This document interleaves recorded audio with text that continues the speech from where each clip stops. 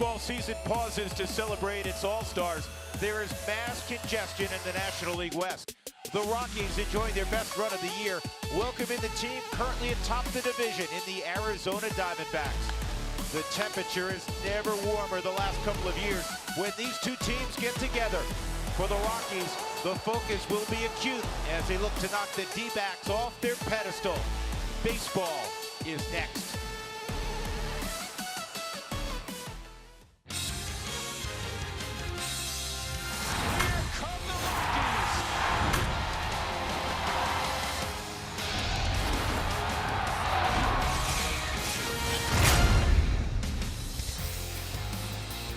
It's back home for 6 ball games in front of the All-Star break for the Rockies. They enjoyed their weekend in Seattle, taking 2 of 3 from the Mariners, who own the 4th best record in all of baseball. But tonight it's back inside the National League West. The Diamondbacks atop the division at 50-41. The Rockies not far behind, just 3.5 back at 46-44. Tyler Anderson has been brilliant of late, and in the brilliant late afternoon sunshine, he is going to try to take down the D-backs this afternoon. And our Coors Light refreshing finish. Tyler Anderson, 16 straight shutout innings. And there's only 2 others in the history of the Rockies that can brag that they've done that. Tyler Chatwood in 2016, and naturally, the guy we're celebrating tonight, Ubaldo Jimenez, back in that unbelievable season of 2010 that you saw firsthand. Well, and you got to think about who Tyler Anderson has gone up against over the last 2 starts. He did this against the Dodgers. He did it against the Giants, 2 teams that were playing very good baseball. The Diamondbacks come in here limping in after a 3-7 homestand where they were swept by the Giants. They kind of got going against the San Diego Padres, had a walk-off the other day. Tyler Anderson, here are the numbers. The fastball, he's been using it very effectively. Cut fastballs up to 35% of the time, and the changeup and the curveball always effective secondary pitches. But for me, it's watching him command fastball throughout the night. And his first pitch of the evening is a tad inside, ball 1 on David Peralta. Peralta ordinarily doesn't get to play when Anderson is pitching, the left-on-left situation, but he's had such a good year this year that he's in there atop the lineup. He's 0 for 2 lifetime against Tyler, and the second pitch is in there for a strike. Game time temperature is 96 degrees. Anytime it's warm, you always worry about that ball really flying here. And this is going to be an easy play for DJ. Peralta's retired as we take a look at the Southwest batting order tonight for Torey Luvello. Nick Ahmed's going to bat second. He's having the best offensive year of his career. Not so much average-wise, but his 11 home runs, a career high. Paul Goldschmidt was awful in April, and he may be the best player offensively since then in the game. He's been that good. A.J. Pollock, Steven Souza Jr. finally healthy. His first appearance against the Rockies this year. Ketel Marte, Jake Lamb, the pitcher and catcher, Jeff Mathis, and Patrick Corbin. That pitch is in there on Ahmed. Of course, a reference to Jeff Mathis. He caught 15 innings on Sunday and then had to go in and pitch in the 16th in a tie ball game against the Padres. Got the first 2 guys out and then gave up a home run to Will Myers. And that was the difference in that ball game. Just inside. 1 ball, 1 strike on Ahmed.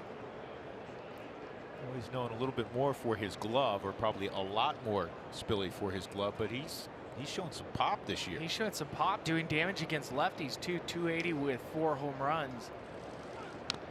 And I've heard Nick talk about his swing. He said for a long time his swing was so rotational. He kept spinning off. He would have his bat in and out of the zone. And this year he's trying to be more directional, trying to get his body, his bat path to go towards the pitcher.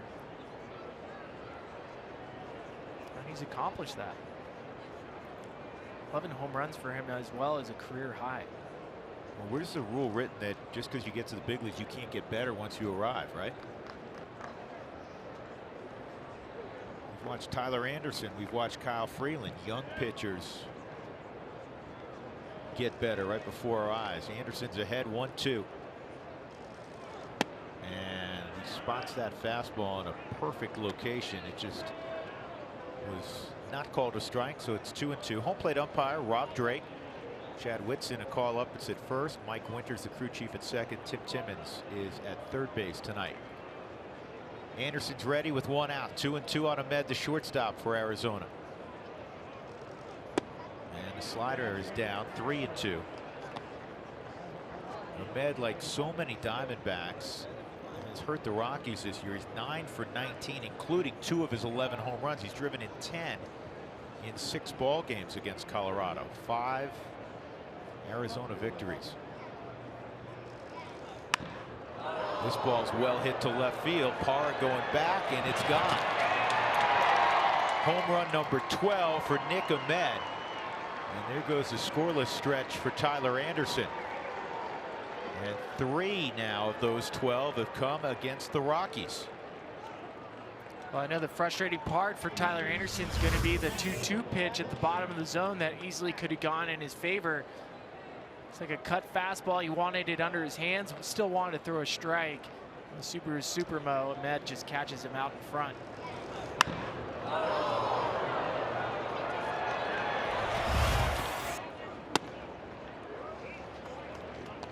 You may have read that on Saturday, Arizona scored 20 runs, which is a franchise high. They hit 5 home runs in that game. But they had not been swinging it great. They had 5 home runs in their previous 12 games. I was talking to Torey Luvello today, and he said in May they really struggled offensively. They've pitched exceptionally well. That's why they're atop the division. Their offense is kind of come and gone.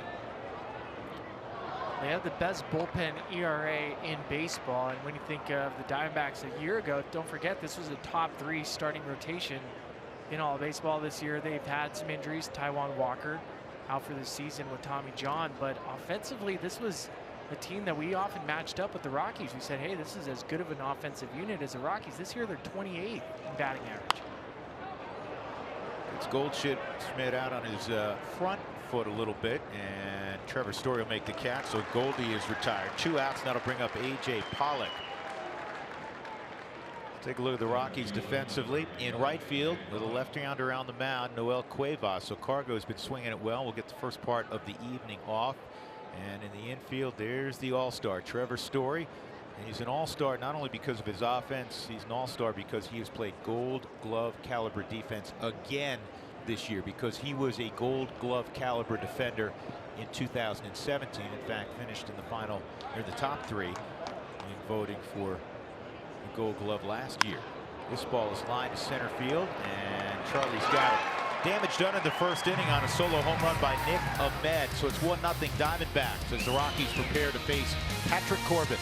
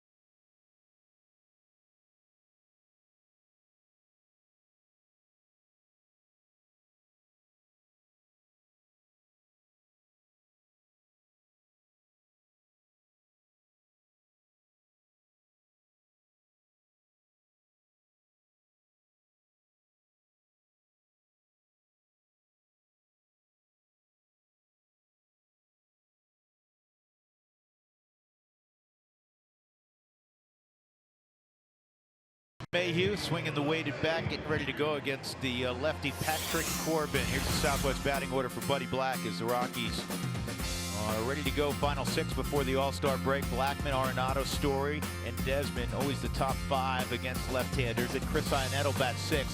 the former Diamondback. Gerardo Parra, the former Diamondback, will bat 7th.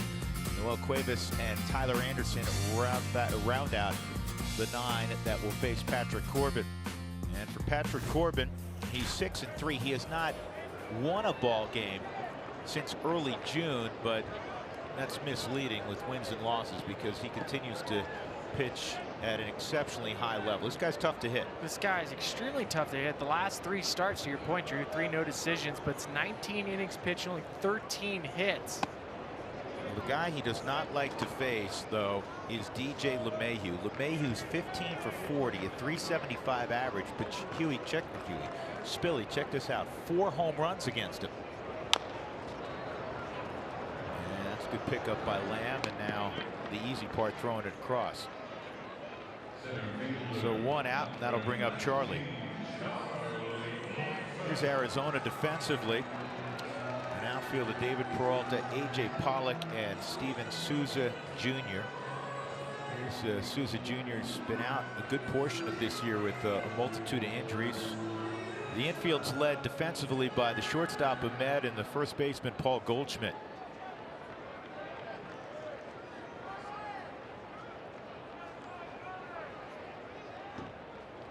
Charlie had a couple of home runs in that Seattle series. He's up to 17.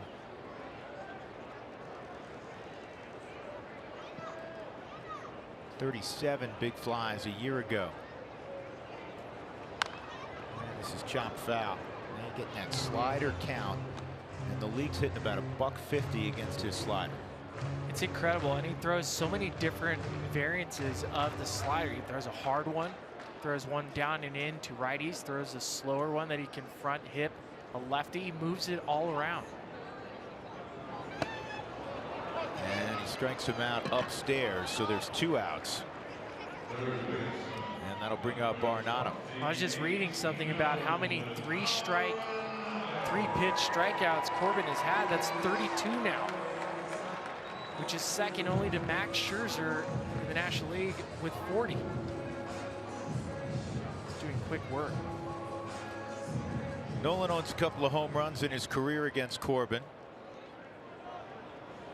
Corbin an all-star, and Nolan now a perennial all-star. 4 consecutive nods.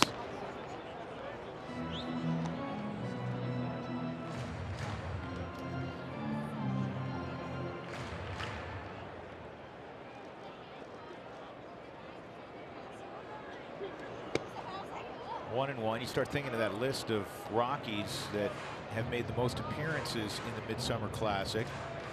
And Nolan's now tied with Larry Walker and Dante Bichette with what will be 4 appearances. Tulo 5 in a Rockies uniform. Helton 5.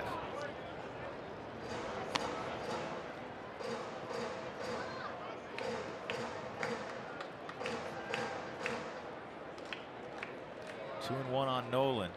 By his standards, not a great series in Seattle. 2 for 13. So just got to figure Arizona's going to pay, right? They always do. The good players will make some pitchers pay over time. You think of what happened with Nolan when he got the mental day off in Texas, and then what happened to the rest of the league. Fastball out over the plate. Excuse me, it wasn't fastball, it was a slider out over the plate. 3-2.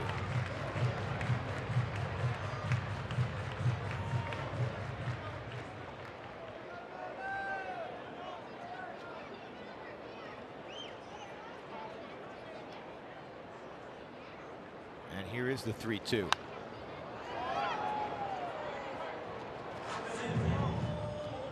I still love hearing the story about the first time Patrick Corbin tried out for his baseball team junior year in high school. He was a big basketball star, and the tryouts were in the gym. Somebody said, hey, why don't you go try out? He's wearing jeans. Cutoffs. How about that?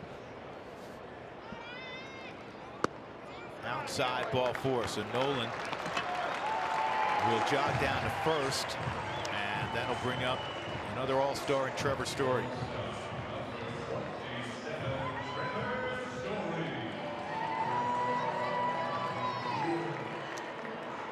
He went to Monroe Community College in upstate New York, not far from where he grew up. And then after a year he transferred down to Florida. So he can get seen. Speed of getting seen. Trevor Story, right center field off Wade LeBlanc. Ball was crushed. First pitch slider on the back foot, swung on and missed. Story last 32 ball games, hitting .362 with 6 home runs, 23 driven in. As we close in on the All-Star game, all the concern the first month of the season, and the concern was realistic because the Rockies really didn't swing it other than, say, Nolan and Charlie. 0-2. There's so many guys now that you look at their numbers and say, hey, those are pretty good numbers. Yeah, pretty decent numbers. Ian Desmond, 17 home runs, 48 RBIs now. It's a period where he didn't look like he was going to be anywhere near 200. He's hitting close to 220 now.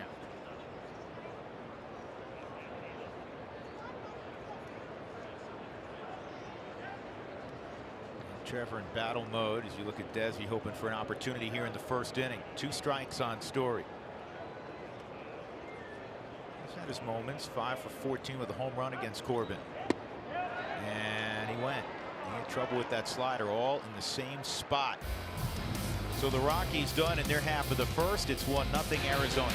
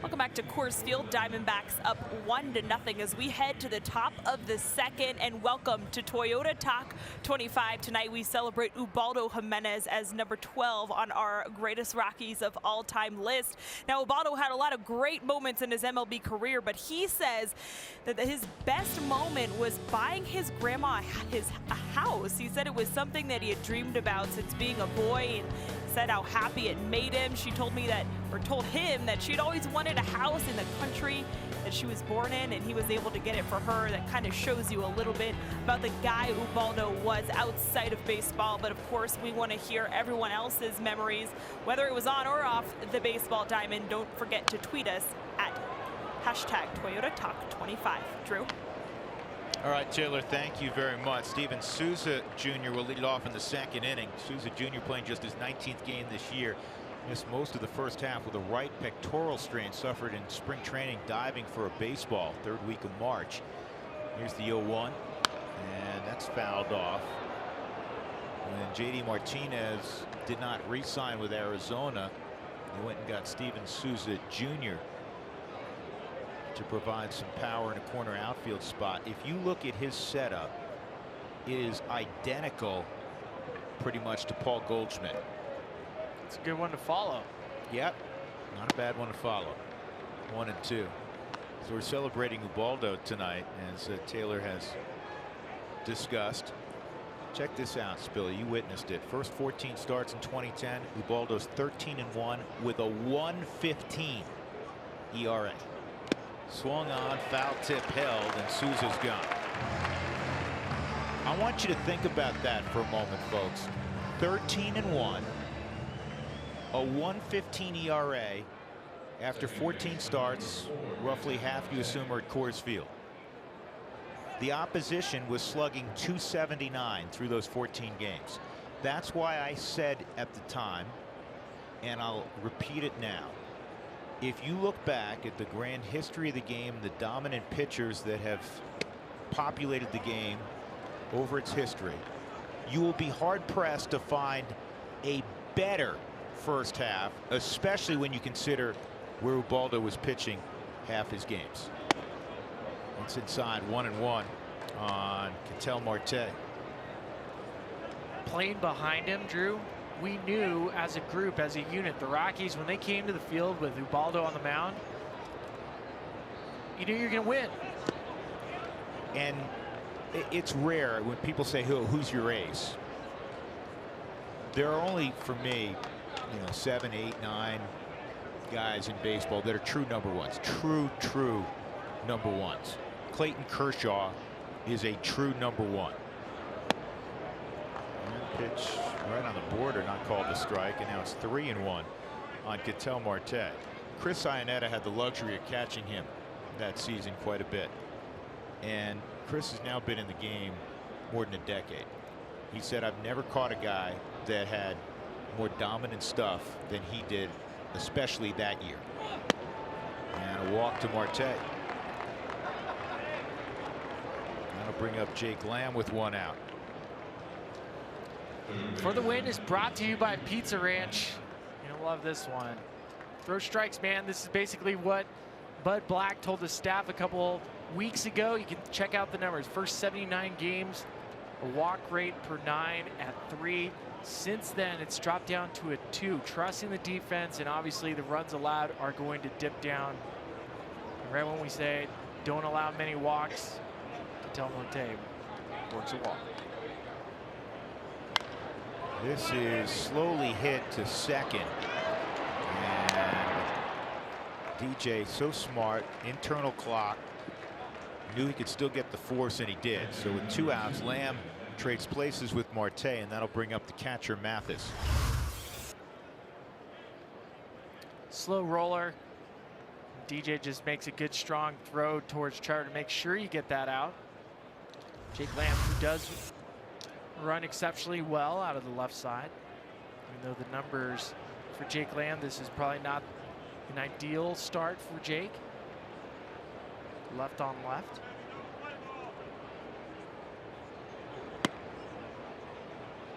Somebody in the crowd wanted a double play ball, huh? You can't carry the out over to the next inning, though, can you? Yeah. On occasion. Seldom invoked rule, right? Yeah. People don't know about that rule. It's like the fly ball to center rule with tagging up.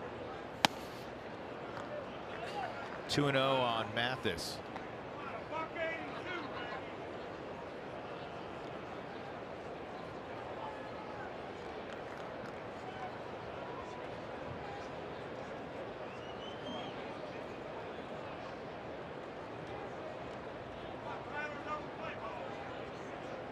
Guy still wants 4 outs.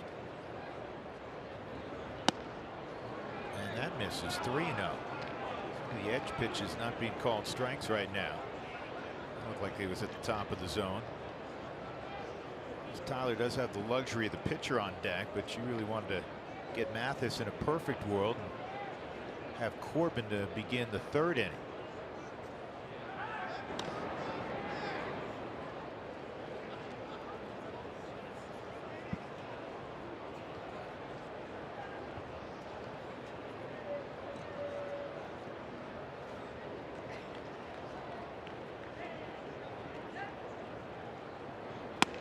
Here's a strike.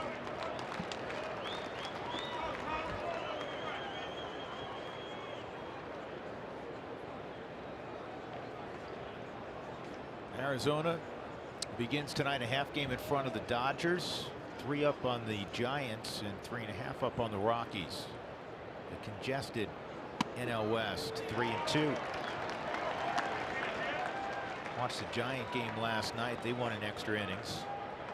Pablo Sandoval, the game winner in the 11th on an 0-2 pitch against the Cubs.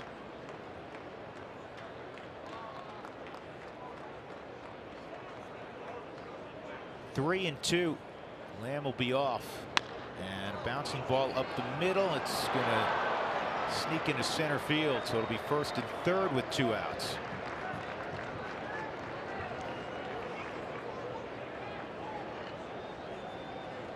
This baseball just sneaks right past the Rockies defense, just barely over Tyler Anderson's glove. Subaru Supermo, fastball down, well located, just might have caught the front of home plate. That's how he got the high bounce. You know, Patrick Corbin reminds me a lot of Kyle Freeland. Both really good athletes. They defend well. They like to swing the bat. So similar arsenal on the mound, so you can't go to sleep on Corbin. 0-1.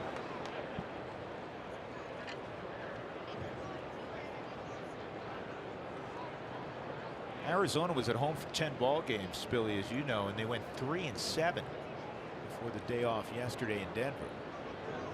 This is slowly hit. Nolan's got it, and he could have gone the short way. Redirected to first, no harm done. There was a hit and a walk, 2 men left on. Middle of 2, 1-0 Arizona.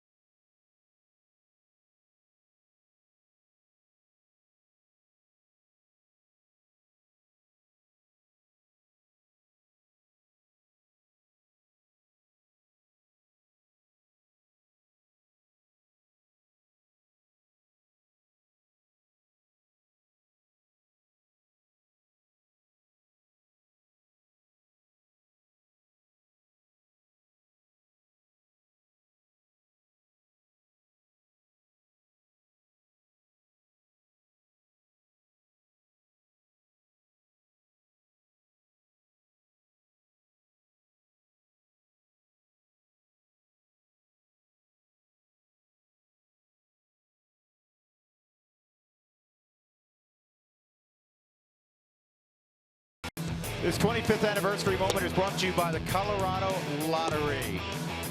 Ubaldo Jimenez.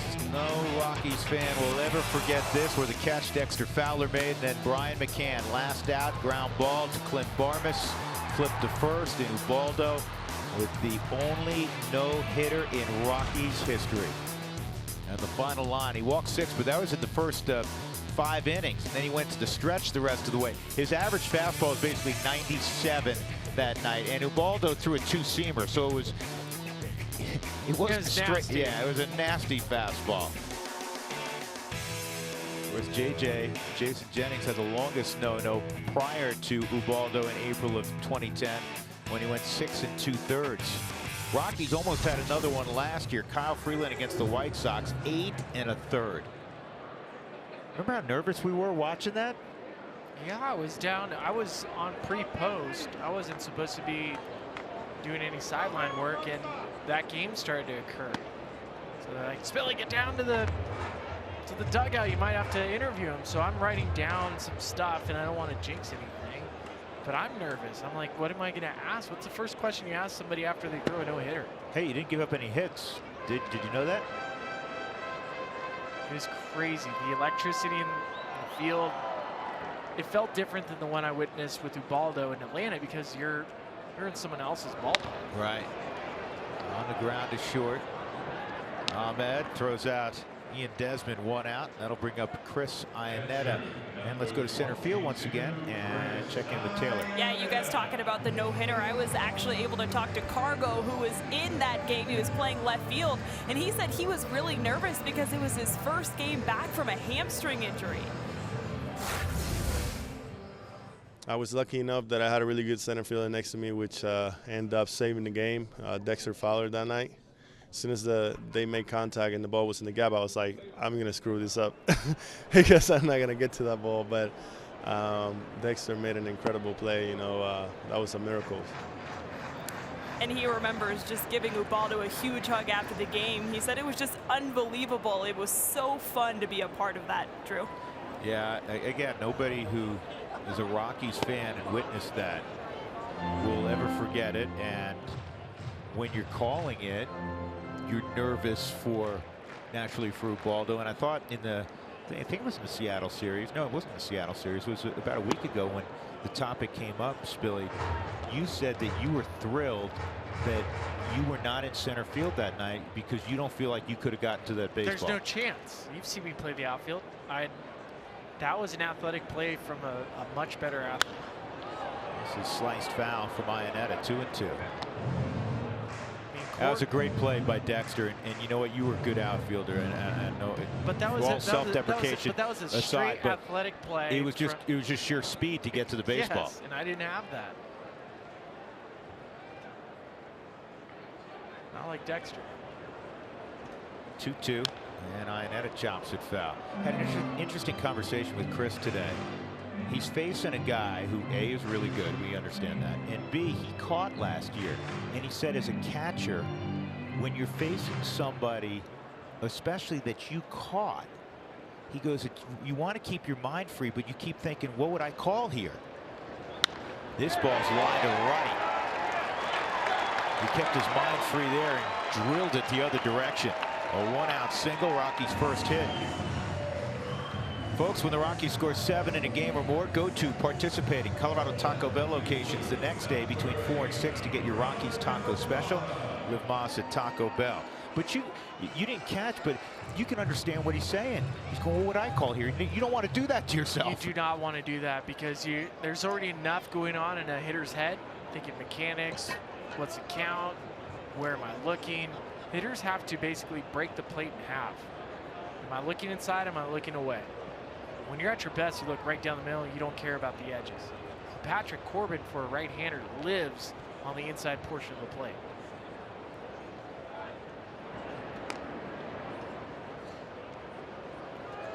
.46, by the way, Billy. 46.1. No, 47.6. That was the gun on the throw from Corbin to Paul Goldschmidt there to check on Iannetta. It's like, I have the StatCast numbers. What is that one? Here's Parra. Chris is probably thinking, why on earth did Corbin throw over here? I'm 1.5 feet off the bat. Because you just got a hit off me. I'm just gonna. I'm gonna mess with you. Mess with you.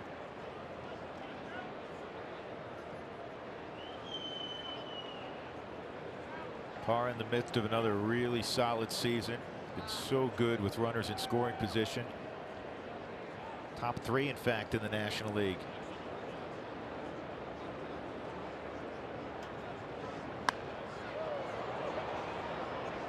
Check swing, foul ball, 1-1. Parra has an odd split. 284 Spilly at home, 310 out on the road. It is an awkward split. Well, think about this split for Patrick Corbin tonight. Righties are hitting 187, lefties are hitting 272. And he went. Well, you know who's similar to that? James Paxton. League's hitting below 200 on the right side against him. And lefties came into that ball game last weekend hitting 313 against him. Again, nobody's loading up on lefties against Corbin or Paxton, but it's still interesting.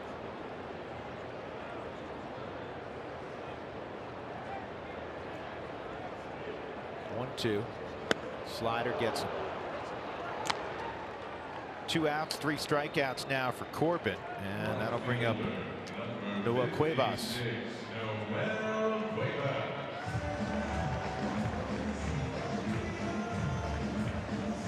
What a big 3-run home run he hit over the weekend, huh? Against James Paxton. Against Paxton, too. Somebody that been virtually untouchable at times. And that was right after showing bunt.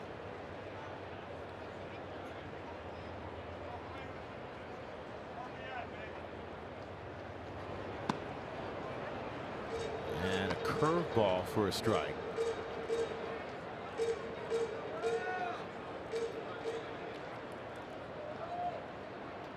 Corbin will only throw that curveball on occasion, less than 5% of the time. It's really just fastball slider.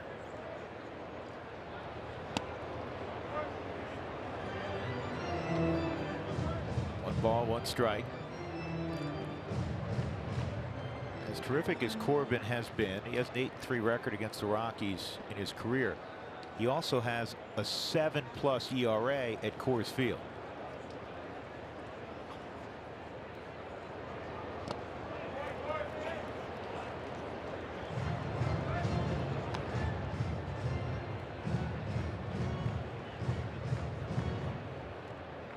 There were a number of guys early this afternoon working off the curveball machine in the Rockies tunnels underneath, getting ready for Corbin's slider. Outside, 3-1. He's being cautious. He knows he has Anderson on deck.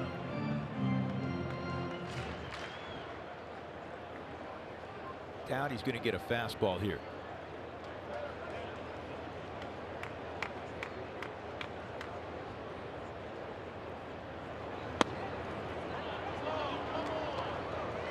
Did at the bottom of the zone, 3-2.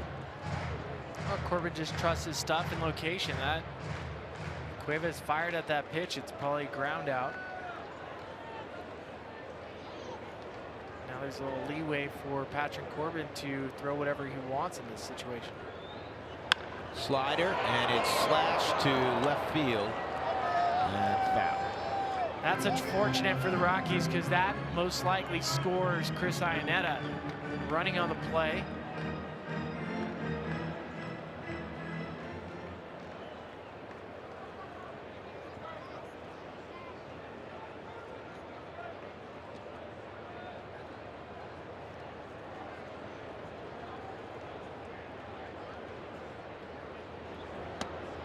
Ball 4.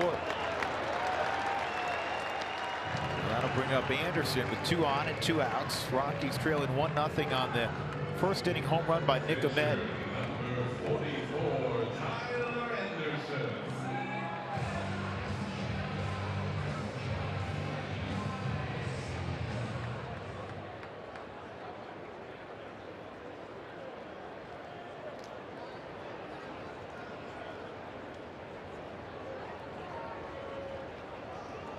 Anderson at 138. He's driven in a run.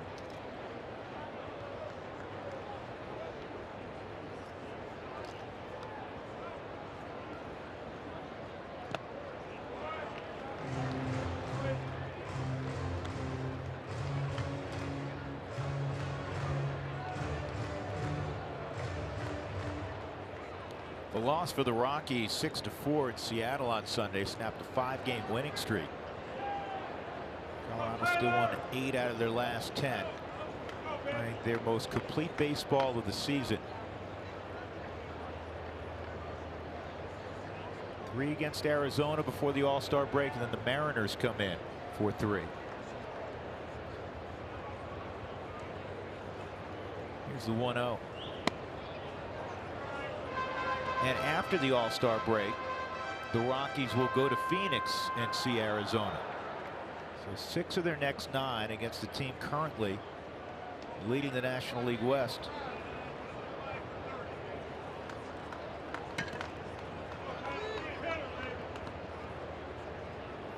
What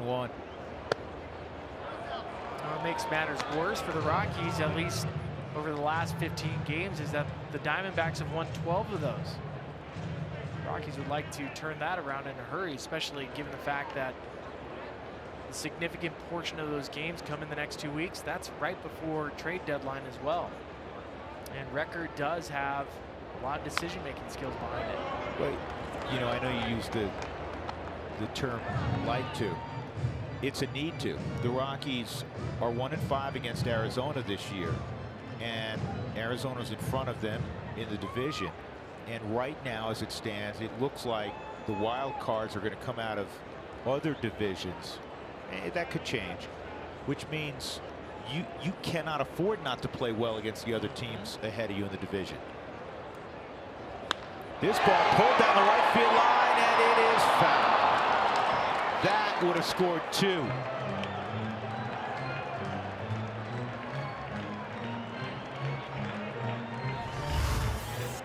Now Tyler pulls his hands in, gets a pitch that he can handle, and just hooks it foul. Best he could do, and for Patrick Corbin, now it's going to be a slider-thon to get the strike out of Tyler Anderson. You're not going to mess around and give anything close to a strike.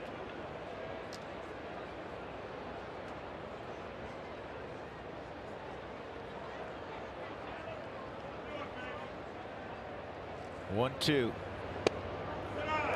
It's off the plate. 2-2. Tyler's battling, man, which you expect from him. This guy brings intensity in everything he does. Well, if I could give him a hitting tip right now, it's keep that right shoulder in as long as possible and allow you to see the slider. That's why some of those numbers, the reverse splits, are there. That slider, the bottom drops out, so Corbin gets the strikeout. Got a little scare from Anderson. 1-0 go to the third, Arizona.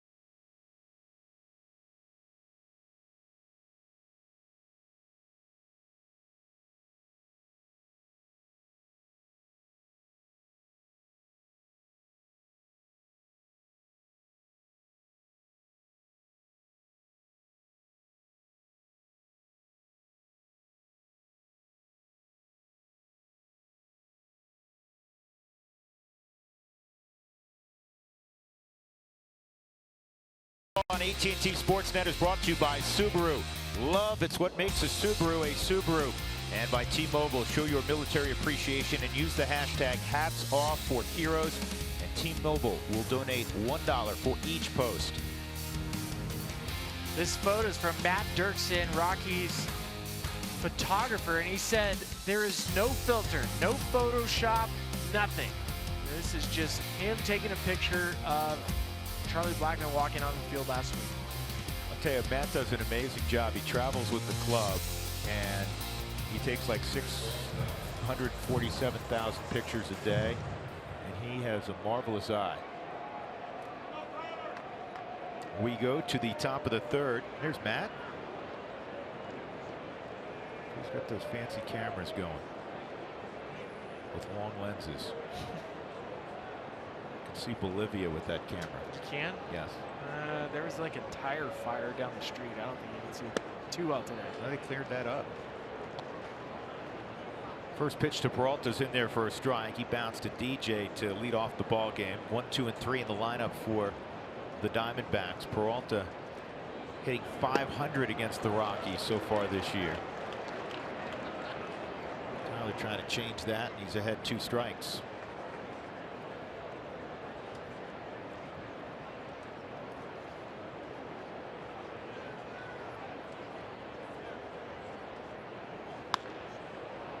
Went right after him with a fastball in the middle of the plate at 93, fouled off.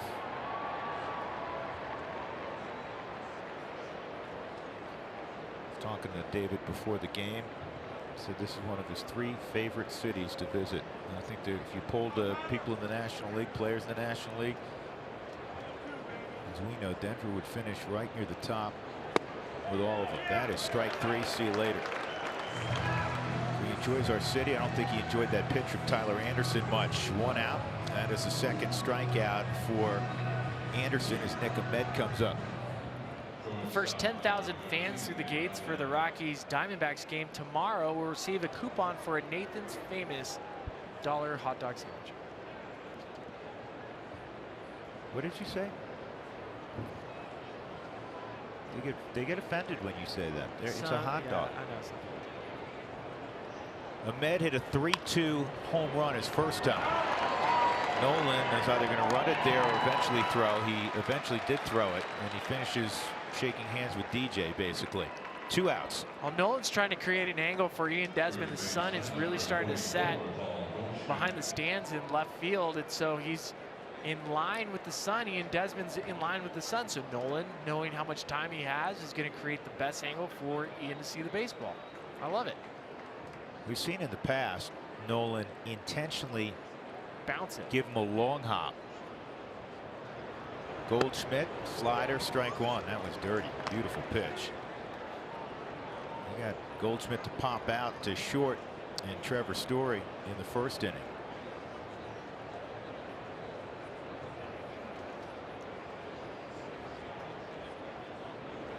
Fastball, that's fouled off. 0-2. So on June the 3rd, Paul Goldschmidt had very Paul Goldschmidt-like numbers. Yeah, 208. 8 home runs, 29 RBIs. Since then, 32 games, he's hit basically 400 with 12 bombs and an OPS of 1264. Wow. Player of the month last month in the National League, 1 and 2. And it goes back to something you know to be true, having been a big leaguer. Water finds its level. We discuss that all the time.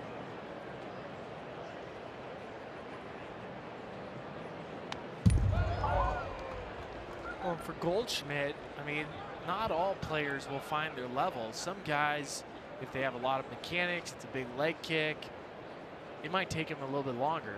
A guy like Paul Goldschmidt, where it's just a simple toe raise and swing the bat, watching him struggle was remarkable because that's a swing that shouldn't struggle. It's too simple.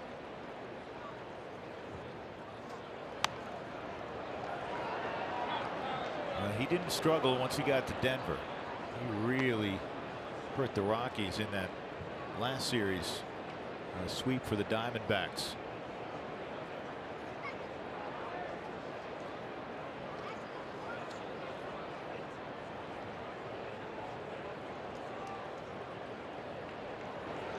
One, two, base hit. And you know, you'll almost go, okay, with 2 outs, better you line a single to left and hit one in the seats. He just is so balanced at the plate. Career OPS, that's on base plus slugging for Paul Goldschmidt, 931 this year, 2018. Steady hitter that he is, 929. Water finds its level. 2 outs, Goldschmidt at first, AJ Pollock at the plate. Last few years, when you think of Arizona, at least from a position player standpoint, you think Paul Goldschmidt, and shortly thereafter you think of this guy, AJ Pollock. Pollock takes a strike.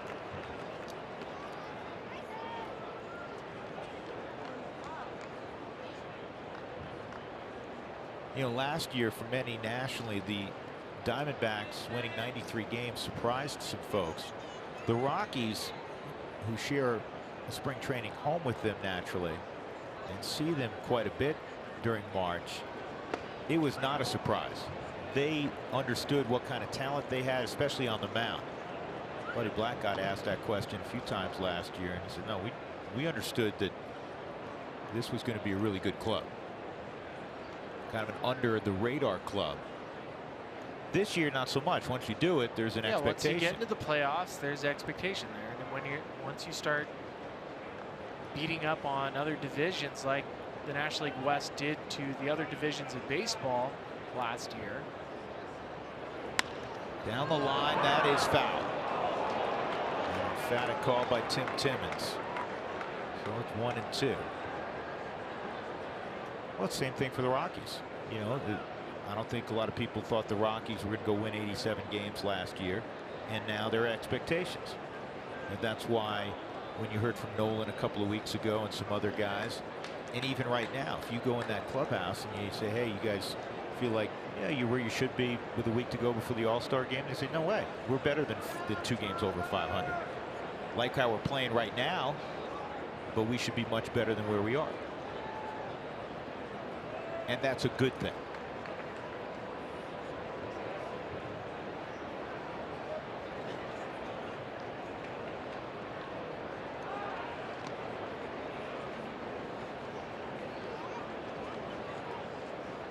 Lefty has a good move like Anderson. You've been there at first. Guys don't dive back, they kind of crumble toward the bag. You're like, whoa, he's coming over here, and you just lay down on the bag.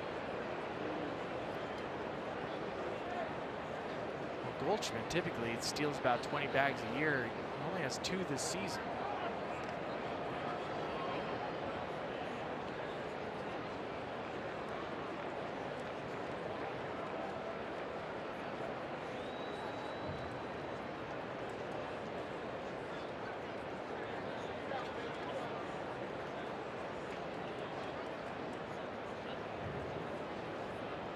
Two on Pollock, and he pops him up. Good pitch from Tyler. DJ secures the baseball. Goldschmidt left on, middle of 3. It is 1-0 as the Rockies will at the top of the order to face Corbin for a second time when we come back.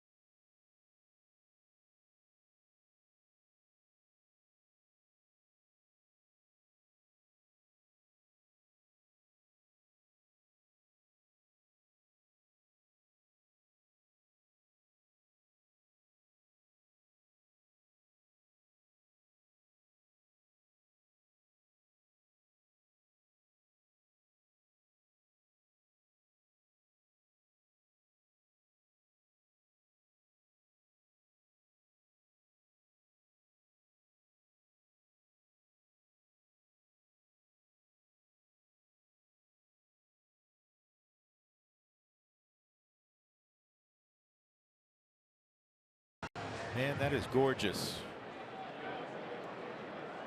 Live sunset here.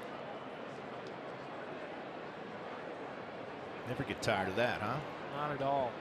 DJ at the plate. He grounded to second against Corbin his first time. Told you his first at bat, he owns 4 career home runs against Patrick Corbin. LeMahieu, Blackman, and Arenado. Rockies looking to begin a new win streak tonight. It's a strike, 1-1. First time through the lineup for Patrick Corbin. Hitters hit 161. Second time through, jumps up to 192. But I have a stat for you, Drew. First time DJ LeMahieu faces a pitcher, he hits 256. Off the glove into left field. That'll be a base hit off of Jake Lamb. The next time up, he hits 837, right? 333, and let's just, I'm not sure how many at-bats this is, but let's just assume he's now 335. It's a great stat, and it played out as you unveiled it for everybody. It's just a rocket right past Jake Lamb.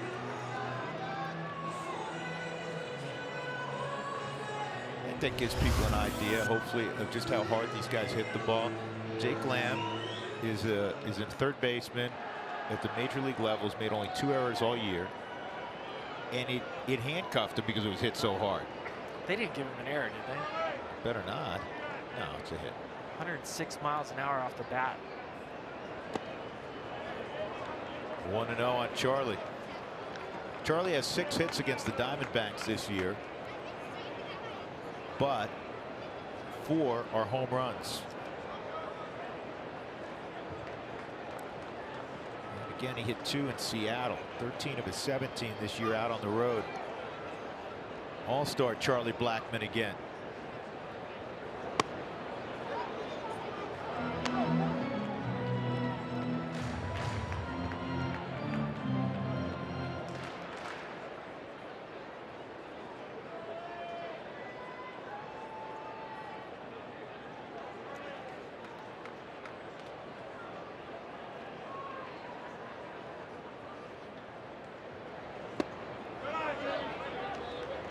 Two balls and a strike.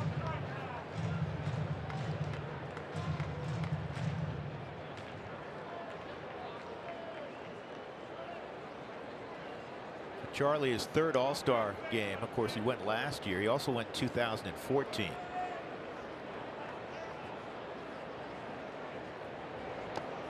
Three and one. This is where that lineup. Corbin, you look in the on-deck circle, you see Arenado. You got Blackmon at the plate. You got Story 2 doors down. It's unrelenting. I was asked earlier today what the difference with the Rockies lineup is. It's deep again. This ball pulled hard down the line. Fair ball. DJ is heading to third. It's going to get in that corner. Stu Cole's going to send him. And the throw to the plate is offline. 1-1 on the double by Blackmon. Here come the Rockies. Well, this ball's not crushed down the right field line. It's almost a changeup off the end of the bat. 3-1 pitch for Charlie. Catches it off the end. Goldschmidt.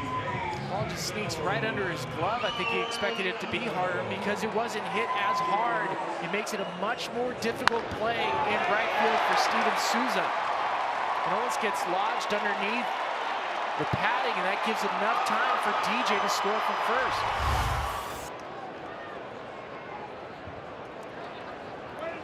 I want to go back to that corner. Spill, you played some right field here naturally. Steven Souza came from the American League. And that can be tricky. We'll get to it in a moment. But first, here's Nolan with nobody out. And he lifts this one foul. The wall's almost straight, so there is no carom. It gets in that wall, and it goes straight along the wall, right? Like a mouse hiding. This edge right in this corner can carom. And so it can shoot off the edge. And when you're thinking about, as an outfielder, trying to get your glove in there, preventing it from having a different angle, there's several angles to pay attention to when you're in right field. Here's the 0-1. 1 ball, 1 strike. Single, double to begin the third inning, and it's a 1-1 ball game with Arenado at the plate.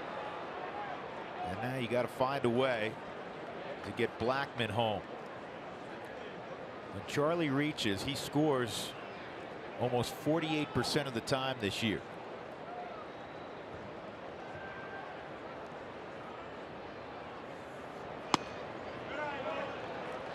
I think that's an interesting stat. Not only how many times you reach, but how many times and it speaks to, yes, the guys behind you, but it also speaks to what kind of base runner you are. You have to be a heads-up base runner. You have to be willing to go first to third on base hits, read balls in the dirt. Charlie not stealing as many as he used to.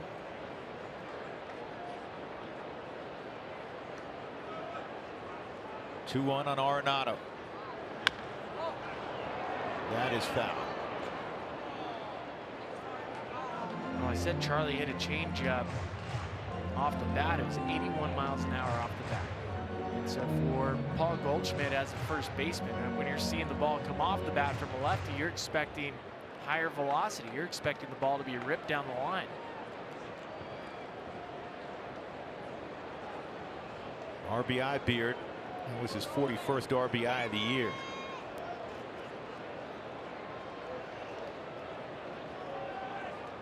Two and two. Saw that slider the whole way. 3-2. 41 ribbies for Charlie. He has scored 66 runs, which is second in the league. So all-star Ozzie Albies of the Atlanta Braves. Albies has scored 69 times. Pressure on Corbin. And this is a situation where Nolan has not really expanded much. He'll take a walk.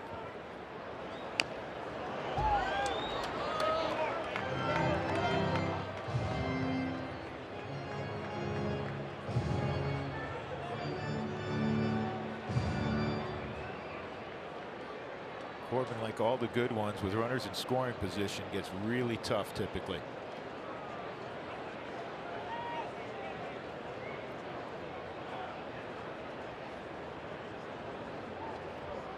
But the RBI hogs at the plate. Here's another 3-2 and another foul ball. Yeah, I love these at bats because, you know, Patrick Corbin is not going to cave in. He will not give Nolan a pitch that he can do damage on, and he will not give him a pitch that he can move the runner over to third base. He's going to continually challenge Nolan under his hands, and that's also where Nolan likes the baseball. If he catches one out front, he's going to be trotting around the bags.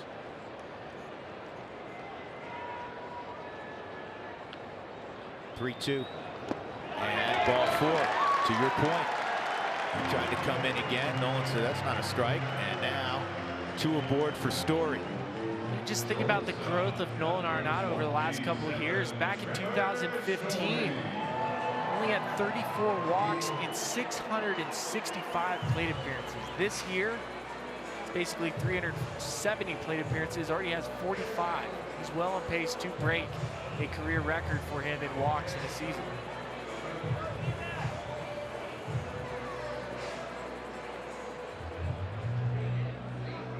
Mike Butcher goes out. We'll get a meeting at the mound.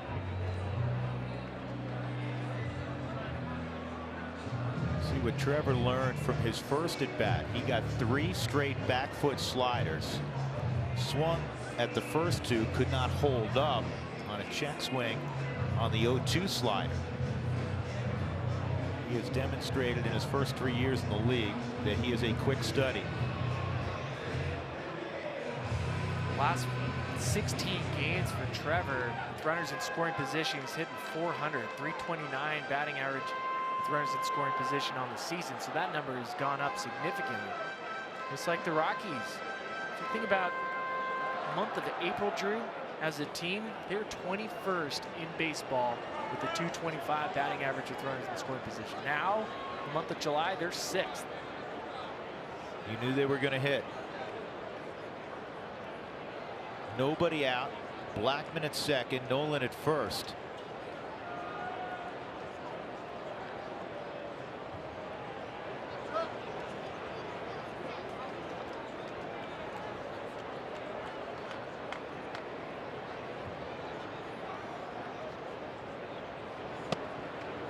And that's a strike at the bottom of the zone.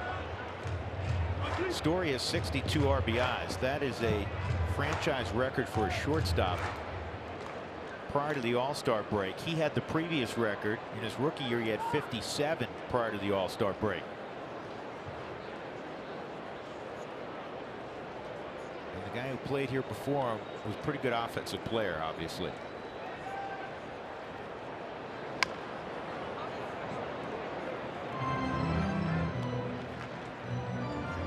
Got him in that slider count again. 0-2. Desmond on deck. Well, after the first at bat, Patrick Corbin, 3 straight sliders. Basically, when Trevor steps up to the plate against Patrick Corbin, it's a slider count.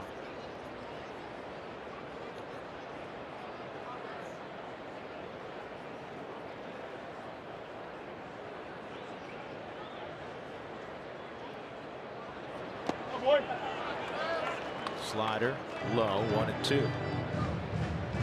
Most RBIs ever by a Rocky shortstop was Tulo back in 2011, had 105. That's in jeopardy this year. It's also when he knocked in 40 in September. 15 home runs and 40 driven in that September for Tulo. 1-2.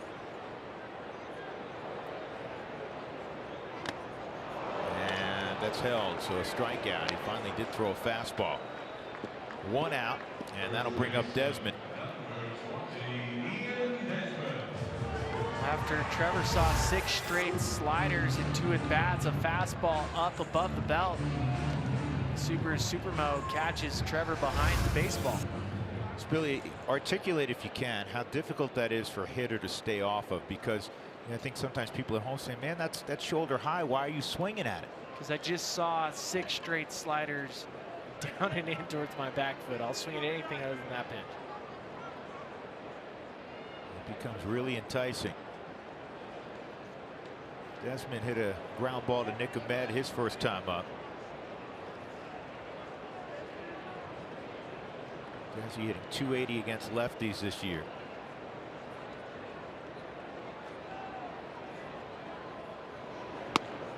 Outside, his 31 RBIs inside the National League West, best in the division. Nobody has driven in more runs this year against the NL West than Ian Desmond. Trying to add to that total right now. 1 ball, 1 strike. There's the other guys on that list. Matt Kemp, an all-star. Trevor Story, an all-star. Paul Goldschmidt, an all-star. Nolan Arenado, an all-star.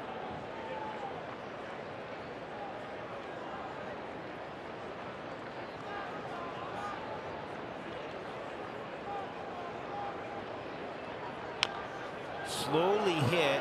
Lamb fields it and will throw out Desmond. And there are 2 outs. Well, that's a nice play from Jake Lamb. A year ago, he made so many errors for the Diamondbacks at third base. This year, you already mentioned it, 2 on the season. Granted, it's not as many starts for him at third, but this is a difficult play. Ian Desmond gets out of the box well.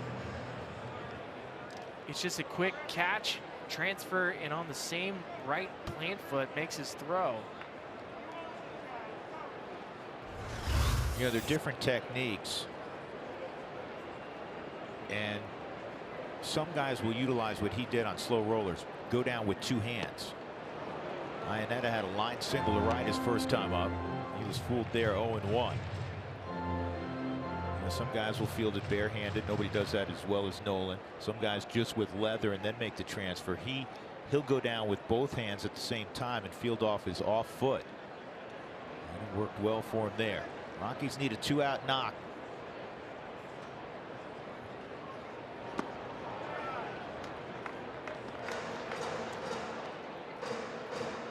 Raise your hand if you thought since the start of last season that in second place behind Chris Sale with strikeouts from a lefty, it would be Patrick Corbin.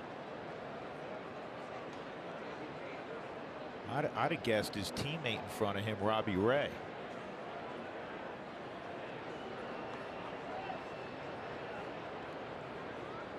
One, 2-1.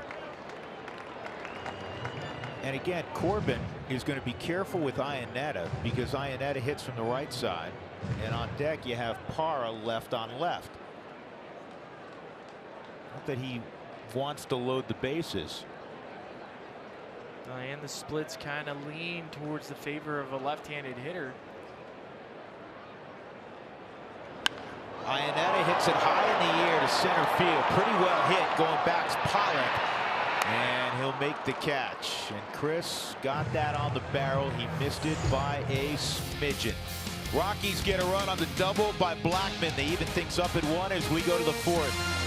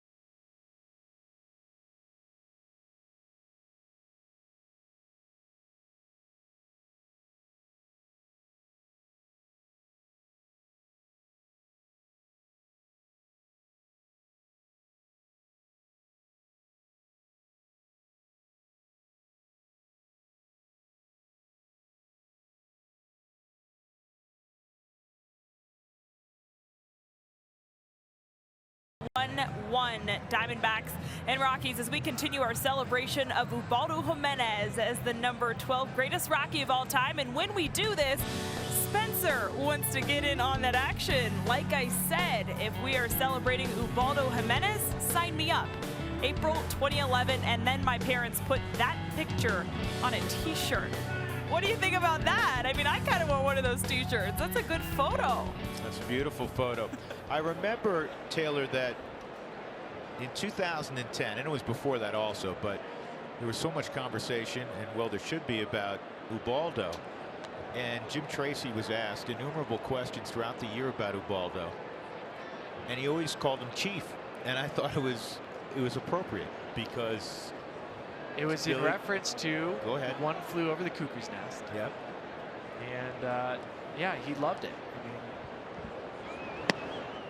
I can share a story about Ubaldo, which is amazing to me. Now, I played with them all through the minor leagues and into the major leagues. And there's a story I can share. When Ubaldo was in the minor leagues, he was hit by a line drive off the head, off the side of his head. And it took him some time to come back to pitching. In fact, the very first game he came back, starting after taking the line drive, he's throwing in the bullpen. He's probably touching 100 miles an hour. He gets out on the mound, and we're playing the Modesto Nuts, the team that was the franchise with the Oakland A's at the time. A lineup that had Andre Ethier, and they had guys up and down, Nelson Cruz. There was a lot of names in that lineup, and the very first pitch that Ubaldo threw might have been 50 miles an hour. It was an eephus pitch. He went on to throw about 9 more straight eephus pitches, and nobody could understand what was going on. And so he had to come out of the game, and we thought that's it. Like, Ubaldo was scared to throw a pitch again. A leadoff walk for Steven Souza Jr. And that'll bring up Ketel Marte. And I remember the pitching coach at the time, he went up to him and he says, at some point, you're just going to have to let go and throw the baseball and trust yourself. But he left that start, and I'll never forget it. He walked the entire bases loaded, throwing nothing but 54-mile-an-hour eephus pitches. And at a time that I was like, I'm never going to see this guy throw and reach his potential. So seeing him do what he did in 2010 after witnessing what I saw in the minor leagues, I've always given Ubaldo kudos for overcoming that fear. Well, we saw a guy in Seattle, a former Rocky, who had to overcome that in Juan Nicasio. Outside, 5 of the first 6 in this 4th inning out of the zone from Tyler Anderson. Marte, switch hitting middle infielder, former Seattle Mariner. He was part of that big trade. Brought Mitch Haniger to Seattle. And that misses 2-0. So that'll go out. And of course, Gene Segura, who's should be in the All-Star game. He's now in the Final Five in the American League.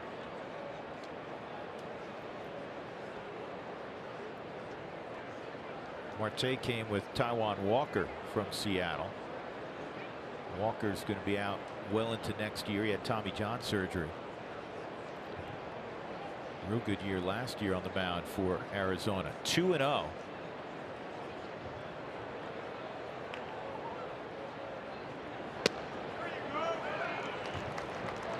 And a strike, 2 balls in, 1 strike. I think when you look at that Gene Segura, Taijuan Walker trade, Mitch Haniger was in that one too, I believe. Ketel Marte. It's a win-win for both teams. There wasn't a winner, there wasn't a loser. They both won. 3-1. Haniger was going to be blocked in the Arizona Diamondbacks outfield, just the way it was set up. Taijuan Walker was coming kind of towards the end of his time frame in Seattle. Probably needed a change of scenery. Win-win. Marte, bouncer foul past Tony Perez-Chica.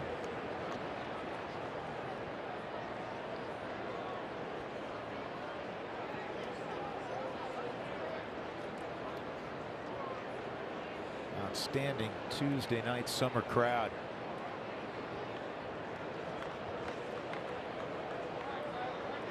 This will be another big number. 3-2, and a check on Souza Jr.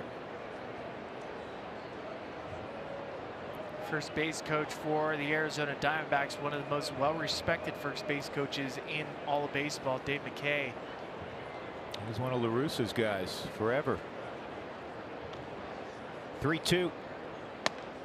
And that's a ball. So now, after the Rockies tied up the ball game, Anderson has walked the first 2 here in the 4th inning. 3 walks in the game. Take advantage of the final holiday suite special game on Labor Day, September 3rd. All 12 or more person suites are only $100 per ticket and include food and beverage. The date is filling up fast, so call 303 Rockies today.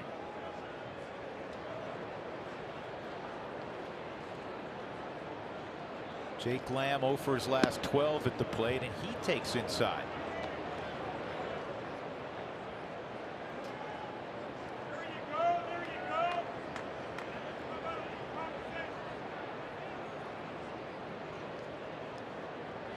Looking at tonight's just pitch log that I have on my computer, they're not big misses for Tyler Anderson. He has been around the edges. It's been a tight strike zone from Rob Blake. It reminds me a little bit of Kyle Freeland in his last outing Saturday. Went 5 innings. He allowed only 1 run, and his misses were like you're suggesting, near misses. So it's not like, man, he's all over the map, and I think that's what you're seeing from Tyler. But nevertheless, you've now put yourself in a jam in a tight game. Well, it goes against what Tyler Anderson's been doing the last couple starts, and even dating back to 6 starts ago. He has not been walking people. 1-1. His last start against the Giants, 9 strikeouts, 2 walks. His previous 8 shutout innings in Los Angeles, 8 strikeouts, 1 walk. He has 3 walks tonight. The last time he walked 3 was June the 1st at home against the Dodgers. And now 1-2. You're in the part of the lineup where you can wiggle out of this.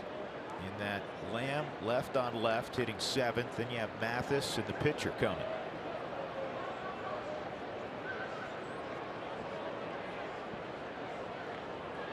One to score, top of 4. Here's the 1-2. Swung on and missed, and Lamb is the first out in the 4th.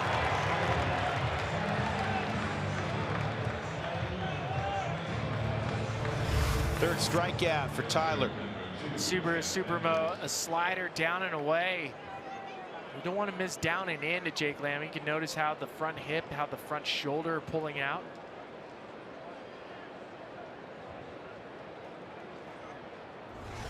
Mathis hit a bouncer up the middle for a single his first time up.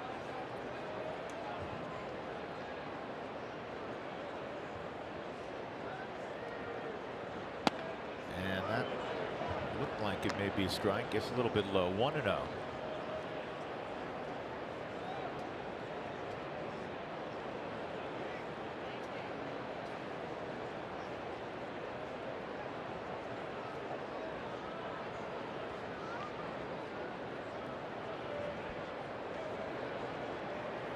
Jeff Mathis caught 15 innings against the Padres on Sunday, and they literally went through everybody in the bullpen, including Zach Godley, who they had held back. And it was fortuitous. Godley threw 23 pitches in the 15th inning, kind of his bullpen day, but he's in their rotation. Fouled off, so Troy Luvello had no choice in his mind but to go to a position player. And he called on Mathis, who earlier in his career had made a couple of appearances. Well, Mathis got the first two Padres out, and then on a 3-2 pitch to Myers, he hit it over the pool. He actually had a strikeout as well in that sequence. Will Myers had an interesting weekend, didn't he, Spilly? 1-1, 2-1. How many homers did he end up hitting? 4? Well, the Padres got beat 211 to 5 to 3 on Saturday night. All Will Myers homers. Right, and Will Myers had 3 home runs that night. It's the only time in the modern history of the game that a guy hit 3 home runs and his team lost by 15 runs. And then, of course, he came back Sunday and hit what turned out to be the game winner. 2-1. Out front just a smidgen is Jeff Mathis. You pull the ball into your own dugout.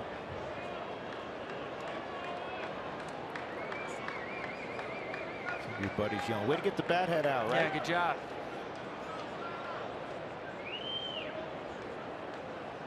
The field's over there.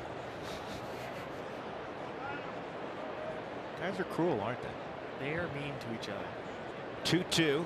Swung on and missed. Big strikeout from Anderson for the second out. Tyler, get out of this little predicament if we can get the pitcher, Patrick Corbin. It's a straight 4-seam fastball above the belt. Might have got away with one on the Subaru Supermo. When you throw enough pitches down and in to a righty, you start making them think inside portion of the plate. And then with the 4-seam fastball with some carry on it, it's an excellent pitch. Corbin eyeballs that. It's in the zone. Strike 1.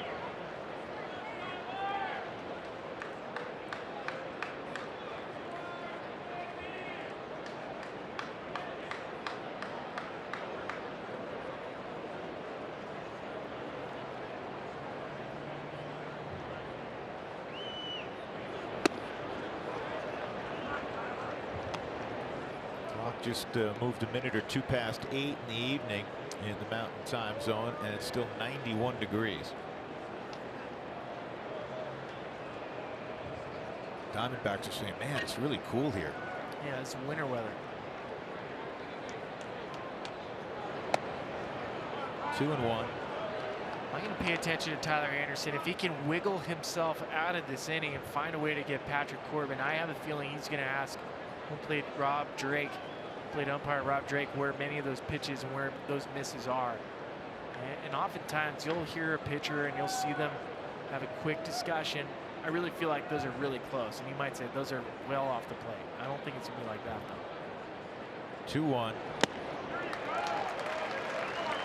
92 swung through. 2 balls, 2 strikes.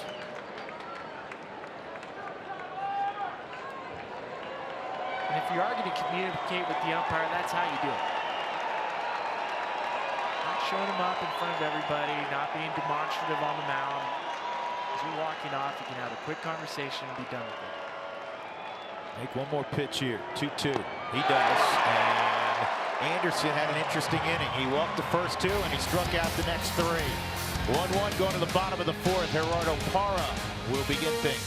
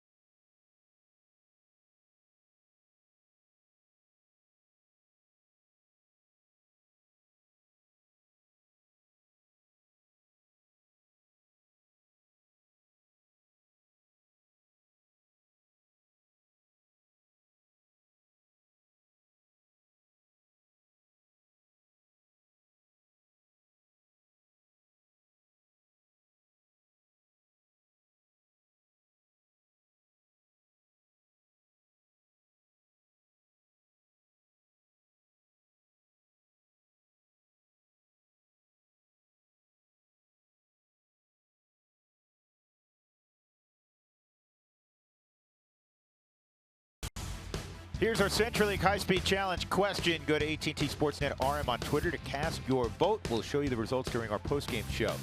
Among pitchers, who is the biggest snub for the All-Star game coming a week from today? Blake Snell, who's leading the American League in virtually, well, not every category, but a lot of them. Ross Stripling of the Dodgers, Adam Ottavino of the Rockies, Kyle Freeland of the Rockies. You know what? I'm going to pick two, because I'm going to pick one in the American League and one in the National League. Blake Snell has gotten hosed so far in the American League. Yep. And Adam Ottavino, there you go, has gotten snubbed in the National League. Now, what hurts Adam, I think, a little bit, is that he's a setup guy. But, folks, he has been ridiculously dominant, if you haven't noticed. 63 strikeouts, a little more than 40 innings, 40 and a third. He's given up, listen to this, 3 hits at Coors Field this year. He ought to be in Washington next week, and there'll be some guys that are either injured or can't go because they started a game on Sunday. There'll be some spots open up, and I'm still hopeful that, and I know you are as well, I'm sure Otto is, that he gets a tap on his shoulder from Buddy Black and says, hey, we just got a call, and you are going. We'll see how it plays out. 0-1 on Parra. Well, there's no question. I mean, the system semi-failed Adam Ottavino because the players should have voted for him, and the players should be doing a better job at voting for all-star players. I think that system is old. It's an antiquated system for a while. Well, and in case you don't know what Spilly's referring to, and when we tell you this is you're going to sit back and say, really, in 2018? Well, we'll go to the Chris Archer quote first. I know how, because we as players, the ones who vote for pitchers, don't do our due diligence. We have to collectively take the time and effort to responsibly fill out our ballots. This is bounced to second. Parr is retired. I love that Chris Archer spoke out, not only the defense of his teammate, but he really called out his brethren. It's totally on us, and I'm calling out everyone who didn't take the energy to determine who is most deserving to represent our game in the Midsummer Classic. And the point of this is, and this is what I can't believe, in early June, that's the deadline, a full month plus before the All-Star game, and you have to mail in your ballot. Why can't you say on July 1st or 5th or right around the All-Star, or excuse me, July 4th? This is what Justin Verlander said. We vote way too early. Why can't you go on, as he said, an iPad, go online and say, okay, guys, we have 72 hours, and you punch the thing in, you push send. And then you really will have a true indication of who's done what in the first half. What if somebody got ridiculously hot in the month of June? That's 30 ball games you're not accounting for. Well, and don't forget, there's also, when you're looking at the All-Star ballots, and it's another gripe I've had with it, is that it's an opening day roster. So there might be players that have established themselves that are not on that spring training, last day of spring training roster. And that's Max Muncy, probably, right? Yeah, Max Muncy is most likely not on the ballot. I didn't get a chance to look at it, but that's how it works. So you'd have to write it in. Not everybody's going to be writing in Max Muncy. Everybody does everything on computers nowadays, especially 20-something-year-old athletes. Yeah, just mix it in with Fortnite. Yeah, pop up on your screen. Fouled off by Cuevas. He's behind 1-2. Well, worked out a walk in the second inning. Rockies have had base runners every inning against Corbin. He's already thrown 77 pitches. Anderson, who's on deck, is slightly above 70. Inside. Well, the last thing, if we can comment on Rockies pitchers, it has been a double standard for many players here at Coors Field. We give credit or we take credit away from hitters, and we never give enough credit to the pitchers. Ubaldo was such a great example. There is a significant double standard. You almost never hear any sort of praise of an Arenado, a Story, a Blackman in years past, a Carlos Gonzalez without the qualifier or the disclaimer. Of course, he does play at Coors Field. Yeah, hashtag Coors. Right. Then how come it doesn't work the other way. It is a complete double standard. Good at bat going for Cuevas. I mean, if you told more sports writers that number, hey, guess what? Adam Ottavino, check out the numbers that he has. Look at the strikeouts per night. Oh, by the way, at Coors Field, he's only given up 3 hits. Somebody go, what? It's July the 10th. For goodness sake. Cuevas gets jammed, rolls it to Ahmed. 2 outs. Here comes Tyler Anderson. And I'm getting yelled at for not saying more about Kyle Freeland, too, if you consider what his home ERA is at 7 starts. 2.89 at home, and overall 3.19. He has one of the 10 lowest ERAs overall in the National League. And some of this is that, and I think this is antiquated also, that every club has to have an all-star. There are years that you probably don't deserve one. Salvador Perez, a wonderful player. All right, he's a wonderful player. He's had a terrific career. He's a world champion. He's hitting like 213 this year. He is Kansas City's representative for the All-Star game. He was voted in. I mean, he's probably going to walk in that clubhouse sheepishly, right? No. Once you're an all-star, you're an all-star. And he still has gold glove. He still has gold embedded on his catcher's gear. It's name recognition. But it takes a spot away from another deserving player. Yep. Takes a spot away from Blake Snell. He's hitting 213, 11 home runs, 34 RBIs. So Kyle Freeland absolutely has all-star numbers.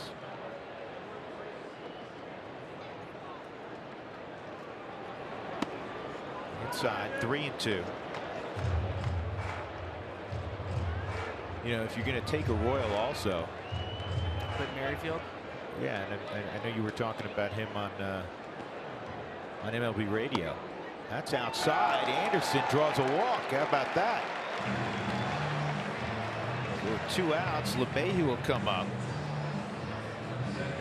That's 4 walks allowed by Corbin.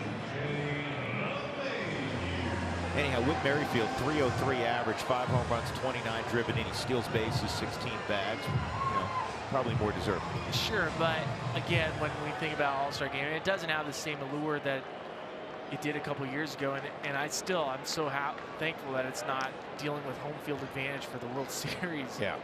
It is still a competitive game. It's an enjoyable All-Star game. If you think back to the very first one back in 1933, Babe Ruth, Lou Gehrig. Used to play a couple back then.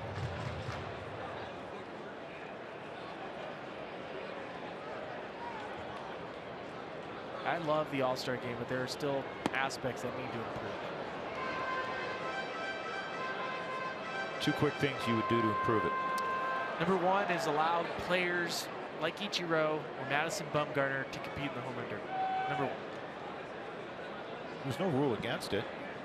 But I don't see him hitting in the home run derby.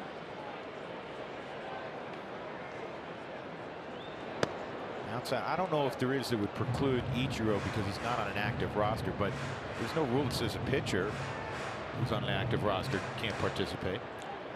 Home run derby's great. I would also like to see some guy. I mean, there's guys that take wonderful batting practice. We see it every single day. There's some 5 o'clock hitters that should be on display. That's fouled off by DJ. I want little guys, big guys. Yeah. Altuve, Jeanette.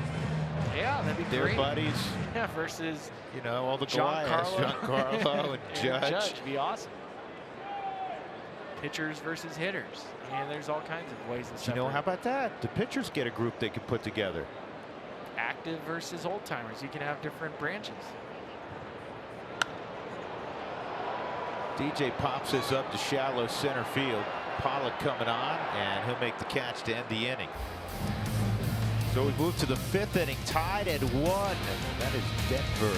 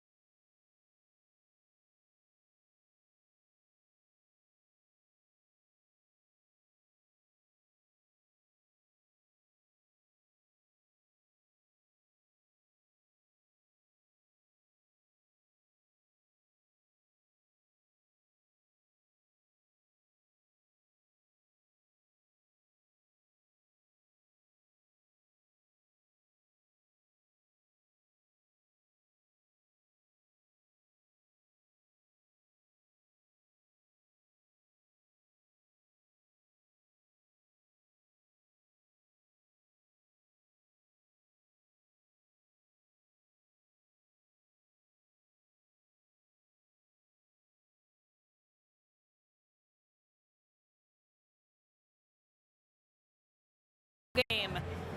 Now we continue our celebration of Ubaldo Jimenez, and check this out. Grace got to meet Ubaldo at Sakura back in 2010, and she called him my Baldo. But I got to talk about Game 3 of the NLDS when the entire city of Denver was calling him my Baldo. Remember this? Was throwing electric, but then that unfortunate event with whatever happened, it goes dark. And Clint Hurdle would go on to say that that was actually the best possible thing for Ubaldo. He was able to go in, I believe, sit in the sauna, came out and was electric. Rockies go on to win that game 2-1 thanks to a pinch hit single by Mr. Baker. Now, Spilly, you might be able to expand a little bit on what happened with Ubaldo going in and sitting in the sauna, because you were playing in that game. Well, I remember I turned off the lights because that's what Hurdle asked me to do. I think I was in center field. You know what? There's so much time where fact and fiction start getting crossed up. I'm gonna have to look at the box score. Go with the fiction, because normally the fiction is more entertaining. All right, so I'm assuming I was in center field because I was usually in the game for the first couple innings, and then they ripped me out and let Corey Sullivan play defense. But didn't you have a couple homers? I had a couple homers. Right. For Ubaldo, there's a sauna right inside the clubhouse, and Ubaldo would sit and it would warm him up. And it was also an opportunity for him to settle down. There's always nerves and butterflies whenever you're playing a type of game like that. The Phillies were good. Yeah, they're very good. Is that opposed to the sauna that you sit in and you get really cold? Yeah, there's a cold sauna there too, right, just to get you acclimated to Colorado weather. Right. Is that kind of like my voiceover of the? This is Denver. This is Denver. Just to clarify, so everybody knew where we were. 1-0 on Peralta, and that's a strike, 1-1. Peralta, the leadoff man for the Diamondbacks. Ground ball to second, and a called third strike. But one of the first games Ubaldo pitched in his big league career was against the Arizona Diamondbacks. And two of the hitters he faced in that first inning that he threw. Orlando Hudson. You know the story. Orlando Hudson, who was a terrific player, and our friend Eric Burns, who also former Rocky, was also a terrific player. And Ubaldo struck out Orlando Hudson. He just froze him on a ridiculous curveball. And then Burns came up, and he had his old maple bat blown into 6,000 pieces on a 99-mile-an-hour two-seamer. So here's a 2-2, and this is a ground ball to DJ. Good pickup. So the next day I went in the clubhouse. I knew both those guys, and I said, "Hey, what'd you think of Ubaldo?" And Orlando, chuckled and said, "That was ridiculous," whatever. I went over to Burns. I said, "What'd you think?" And I have to clean up the language, folks. But most of what he said I cannot repeat. And it was basically, where did he come from with the few choice expletives used as adjectives and verbs mixed in there. Yeah, it was one word. It covers a lot of words. Right. What on earth was that? We got a lot of those. Where you just stand on first base. If you happen to get on base, the first baseman say, "What? Where'd you get that guy from?" What planet did he drop in from? Where did he come from? It's like, oh, that's Ubaldo. And then you said off the top of the broadcast, if you caught it, you said, "Yep, Ubaldo, we're celebrating Ubaldo today." And that was in reference to, and this is a funny story, and I know Dan will not mind us telling you, Dan O'Dowd, the general manager at the time, when Ubaldo was coming up through the minor league system, he knew that he was really talented, but he would always get mixed up that the A was after the B and not after the L, and so he called him Ubaldo for a long time until finally he arrived and he got the pronunciation right. So when people would ask him, he goes, "Yeah, that Ubaldo is going to be a heck of a pitcher." Well, Ubaldo and Ubaldo turned out to be the same guy, and they were really good. I remember teasing Dan about that, a bunch of us, especially that 2017. We had a great relationship. The players had a great relationship with the front office, with the coaching staff, and I remember teasing. Tulo was always great about teasing people. Todd was great about teasing people. I was like, "Hey, this right arm, it's Ubaldo." 0-2. Todd teasing people. Tom is the He best. may be a Hall of Fame player one day. He without question was a Hall of Famer when it came to busting chops, right? 1-2. And nobody was off limits. That is strike 3 on Ahmed. 2 outs here in the 5th inning. And that is also strikeout number 6 for Anderson. That'll bring up Goldschmidt. It's 4 strikeouts now for Tyler Anderson. Last 2 innings on the Subaru Supermo. This pitch just caught the bottom of the strike zone. A pitch earlier in the game that may or may not have gone his way.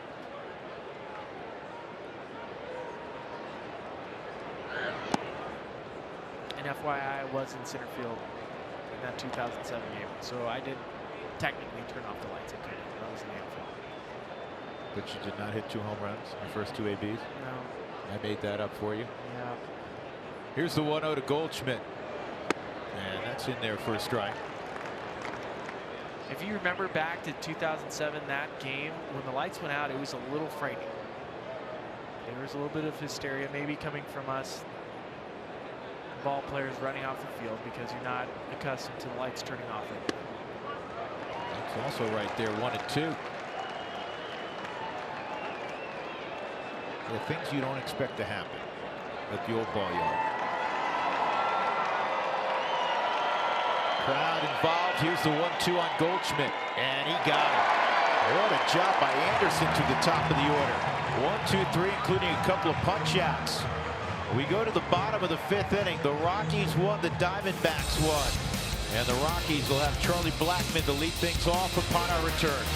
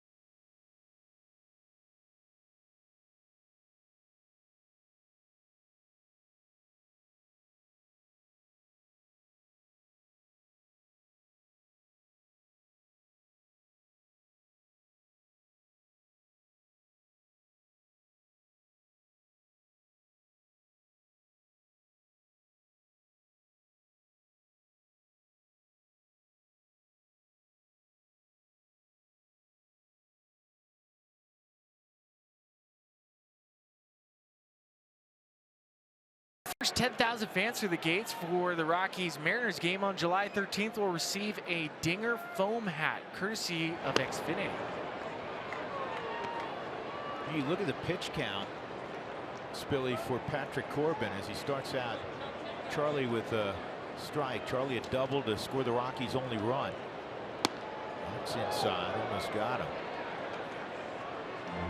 It's 94 pitches now for Patrick Corbin. It may be one of those 5 and fly deals. The most pitches he's thrown this season, a season high, was 102 pitches. 2, 3, and 4 for the Rockies in the 5th.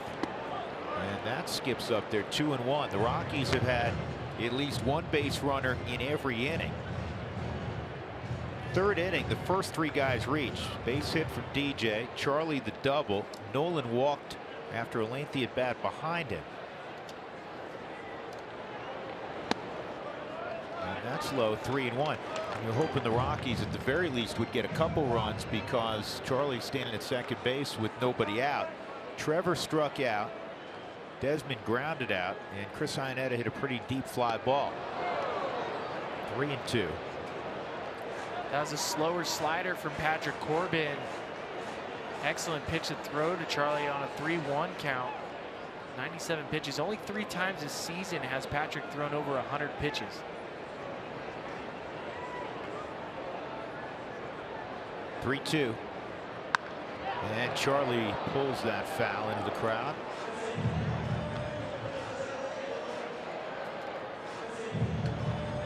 Arizona, another one of those teams that Blackman has tormented. A .335 career average in 93 games against the D-backs, including 18 home runs.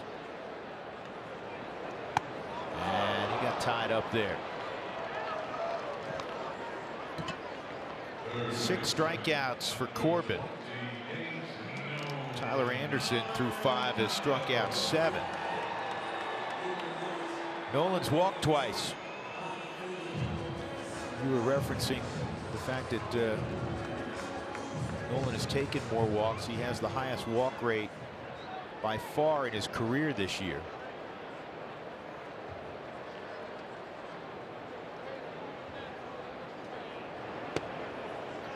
Outside ball 1. That is pitch number 100 tonight for Corbin. Well, the numbers bear out because the Diamondbacks are such an analytic driven organization that third time through the lineup for Patrick, batting average goes all the way up to 288. Remember when we said first time through it's 161. So even though you can see Corbin's stuff hasn't changed at all, the numbers bear out that he starts treading some water. He starts taking on water once you start getting over the 100 pitch threshold. 2-1. Randall Delgado, for that reason, is up and throwing in Arizona's pen. Here's StatCast, brought to you by, powered by AWS, gives you a good example of where the Diamondbacks are going to shift Nolan based on where he hits by percentage.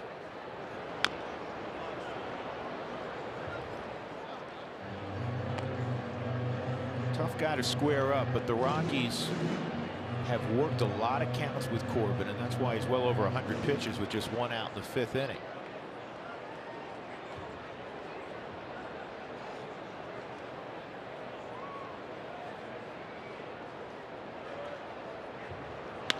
And that's pulled toward the hole and on through under the glove of Jake Lamb for a base hit. So the go-ahead run aboard with 1 out in the 5th inning, and here comes Story.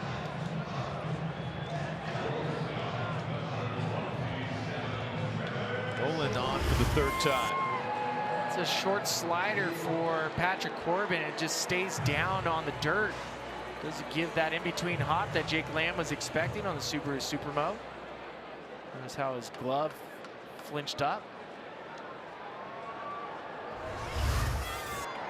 Well, Corbin already with 1 out in the 5th inning. As Billy was telling you, he's at a season high in pitches thrown.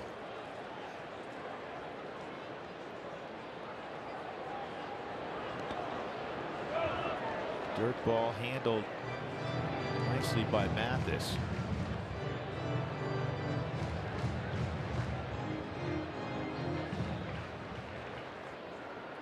You have 3 righties in a row. You wonder how long they're going to go with Corbin. I'm assuming this is the last batter. Trevor's not been able to pick up the slider off Corbin. Look out, Stu Cole. 1-1. You know, we talk about the fact that the initial All-Star lineup and reserves were posted, but other guys will get in. Guys who, you know, especially pitchers who work Sunday, or if there's a, you know, a late injury. Patrick Corbin's scheduled to throw Sunday, so he's still an All-Star, but in all likelihood he's going to back out. Somebody will replace him, maybe Adam Ottavino. We'll see. 2-1. Good eye.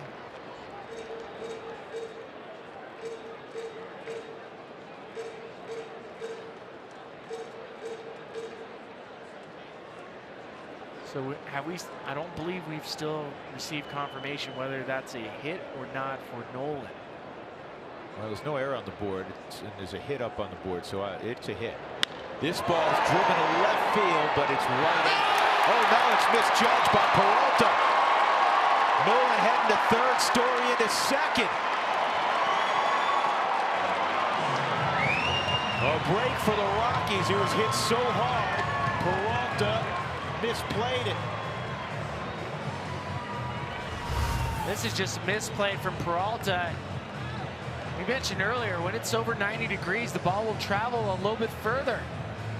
Subaru Super Modes, this is going to go down as a double. 103 miles an hour off the bat. Subaru Super Mode for Peralta. He just red line drive and stayed there. He never moved his feet. It's going to end up biting Patrick Corbin. 1-1, Rockies threatening second and third when we come back.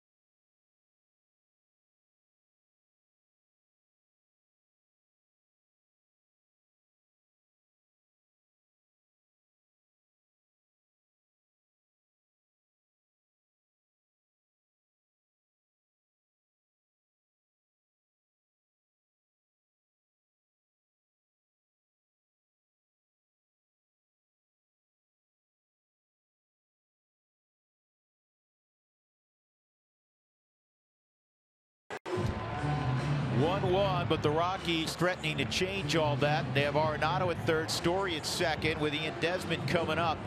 And Patrick Corbin threw 108 pitches. It got him through just 4 1/3. And they'll now hand the baseball to the veteran Randall Delgado. It's just the third game this year for Delgado, though. He was on the 60-day disabled list with a left oblique strain. Veteran guy. And his first pitch is down low, ball 1. Now there's times where you enjoy running out a good starting pitcher like Patrick Corbin. If you look at what he's done to the National League West, 5-0. But this Diamondbacks bullpen is one of the best in baseball. Statistically this year it has been. But now they got to eat up a lot. Infield's back. And Desi fouls that pitch off. You get it in play, and there's a good chance you get a run. Though, of course, Nolan does not run particularly well. The infield's kind of halfway. That's why it's so important for Nolan, with Lamb well off the bag, to get a good secondary lead, good walking lead off at third. 1-1. 2-1. In clutch hits this year for Ian Desmond, despite the batting average not being where he typically is situated.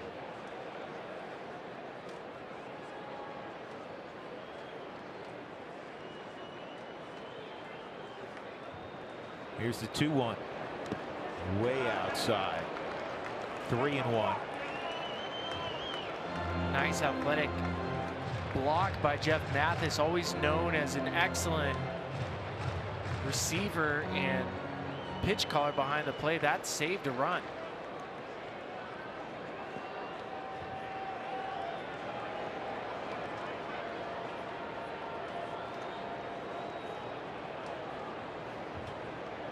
3-1 for Desmond.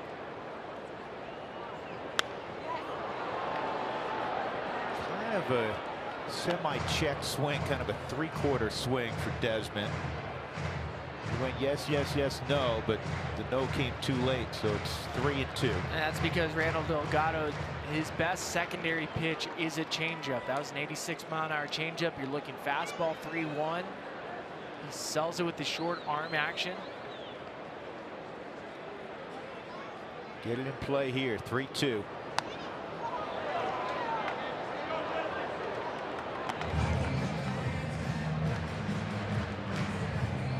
Blackman struck out on a 3-2 pitch to begin the inning. Then Nolan a single through the left side. Story just froze David Peralta with a blistering line drive to deep left.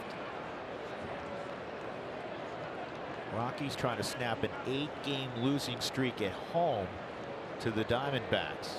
It's the longest winning streak in a visitor ballpark for Arizona in their history. And this is chopped slowly. Goldschmidt can't make the play, won't get anybody, and the Rockies take the lead. What do we always say? Get it in play, good things can happen. 2-1 Colorado. More importantly for Nolan is making sure, even though this ball is not hit hard, it's chopped to take that chance. Put some pressure on the Diamondbacks defense. And that's exactly what running home did. It forced Paul Goldschmidt to think about making a short in-between backhand to try to throw out Nolan at home. And the Super is super mode. You see that baseball just eat him up. It'll be an RBI. We're just waiting to see if it's going to be an error on Goldschmidt. And it will be an error on Goldschmidt. And the RBI for Desi, his 49th of the year. And what's also important is Trevor moved up 90 feet with 1 out, so now he's at third. Well, let's just go back on how this played and how this run ended up getting set up on the Super's StatCast. This ball hit by Trevor Story 103 miles an hour, but because David Peralta misread it, the ball typically had a 93% catch probability, meaning just on those type of plays, the way the ball was hit, the amount of time it was in the air, that ball typically gets caught. That play goes back to bite the Diamondbacks. Ryan Netta will be looking for a pitch up here. Trying to lift the baseball. You get that third run home with Story. You don't have to hit it all that deep the way Trevor runs.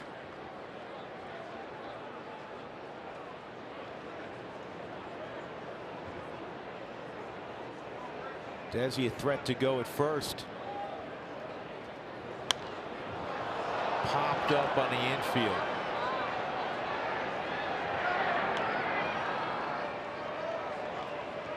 So now there are 2 outs, still first and third, and that'll bring up Parra. We were bragging on him earlier how many hits he's had with runners in scoring position. One of the best in the National League this year. 375. 4th in the National League.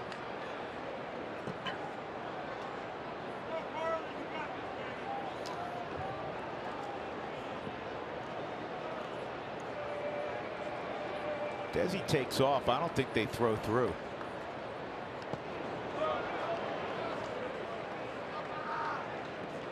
Another good stop behind the plate by Jeff Mathis.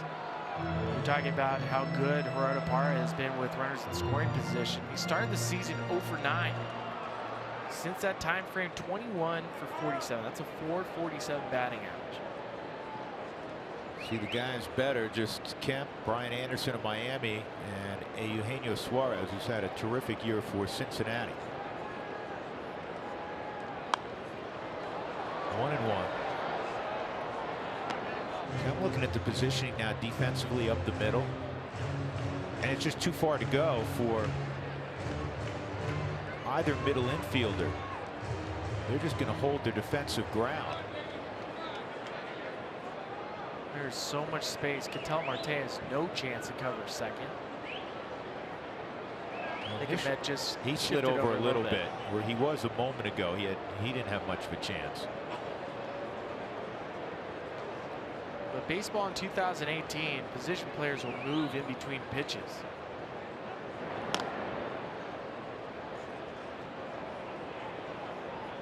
Let's see a shift on a 1-0 count. 2-0. They'll move farther right.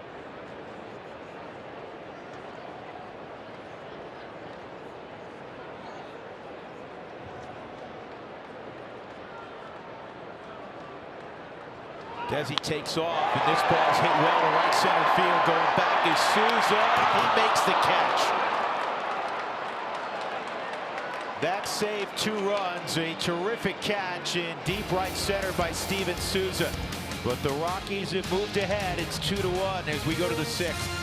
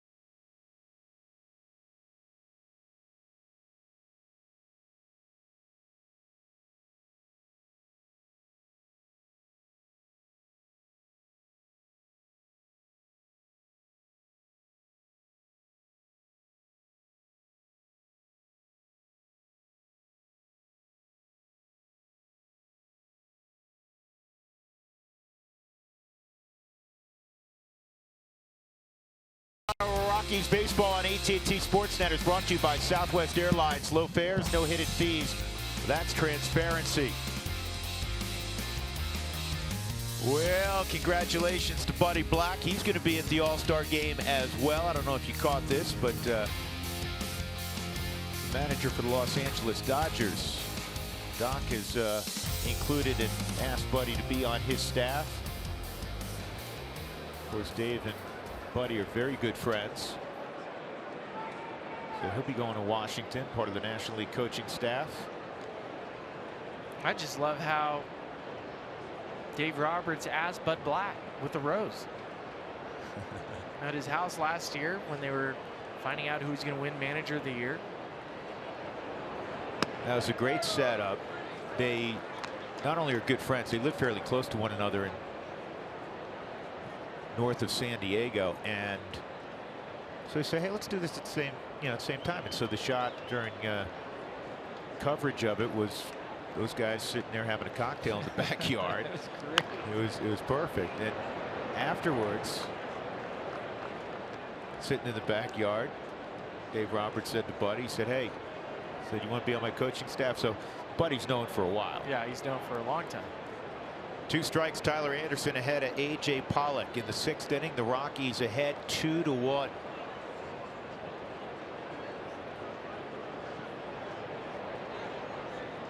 And second run is charged to Corbin. This is fisted, and upstairs making the catch is the Gold Glove potential of Trevor Story. One day he's going to have one of those also. Made a couple of leaping catches in the last week that were special. Well, Trevor's just so athletic. Timing his jump. Subaru Supermo. We've seen this time and time again. We're spoiled as fans of the Rockies getting to see the left side of this infield.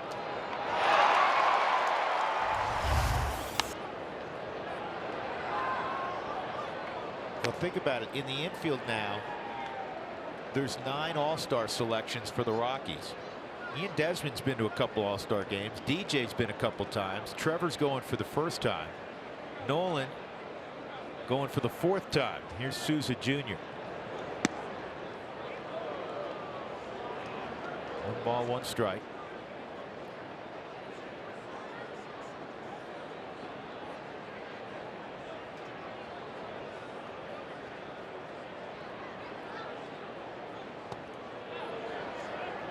No swing, 2-1. Buddy was asked this afternoon how Trevor, will continue to get his due, and maybe the question was tilted more so nationally. Certainly people in the NL West know how gifted Trevor Story is, and he said, I miss, is 3-1.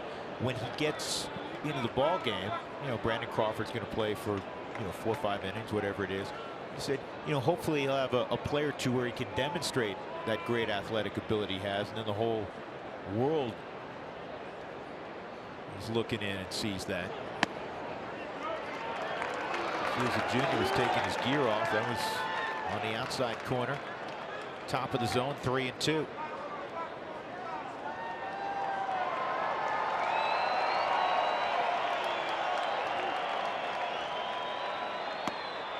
Nope, just missed, and Anderson upset with himself. 4 walks allowed by Anderson, and that'll bring up Ketel Marte, who has walked twice in the game.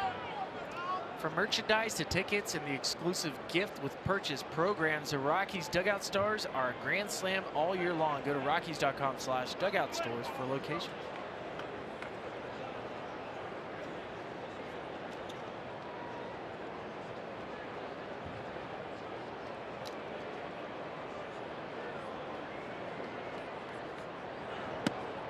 Strike one on Marte. The line on Patrick Corbin, 108 pitches in 4 1/3. He gives up 2 runs, 5 hits, walks 4, strikes out 6.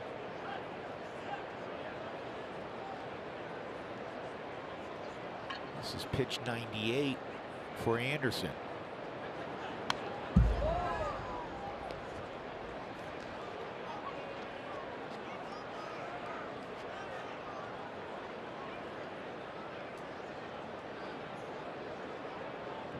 Rockies have Jake McGee tossing in their bullpen. Early stages of getting loose. 0-2.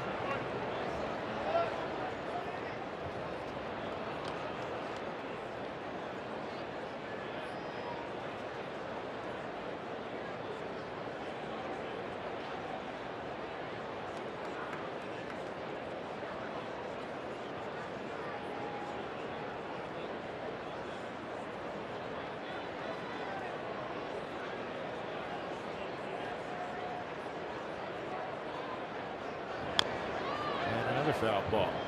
Marte's tough to strike out. 6th toughest in the National League. And Marte hits better from the right side than he does from the left. .310 batting average, 4 homers on the season. Anderson is in the same kind of territory that Patrick Corbin was. 105 pitches was the season high for him.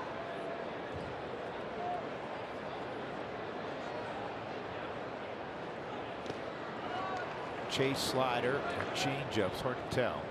1-2. In a perfect world, Anderson gets through the 6th inning by himself and then hands it off to the bullpen. What Buddy Black would like to see. Got a left-handed hitter on deck in Jake Lamb.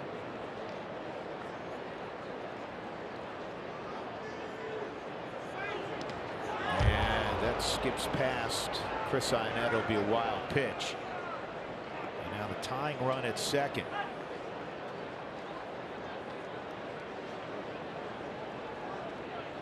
Well, it's pitches like that when you're Bud Black and you're trying to measure how much gas is left in the tank for Tyler Anderson. The walk to Souza, now a wild pitch. When you had a hitter with 2 strikes, that's part of the decision making. Is he passing the eye test?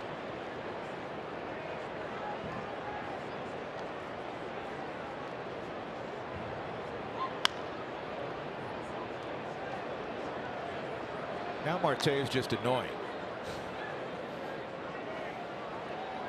I don't know him that well. 2-2.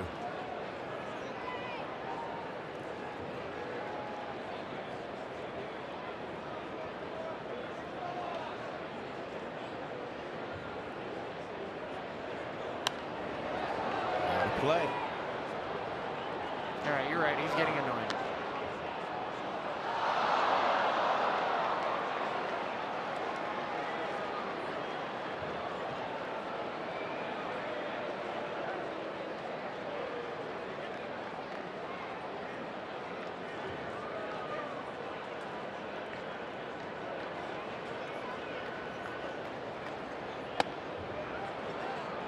Up 3-2.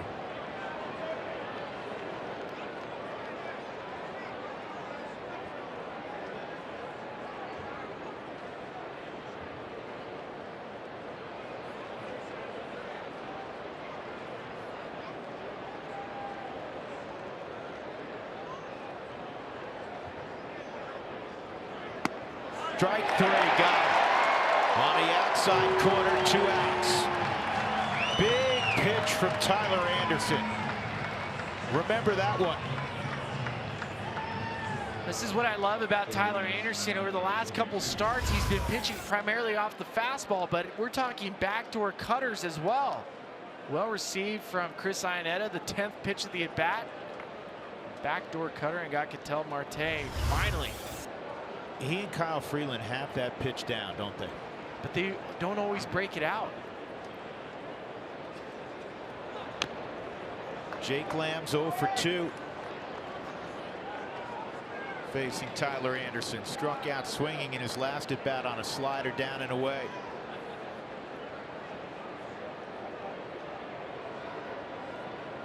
Tying run at second in Steven Souza Jr.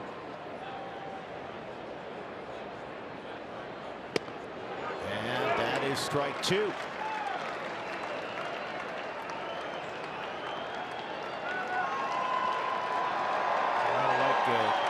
A couple of sliders in a row that are toward the outside corner and away. Lamb has not shown the ability to stay off that pitch.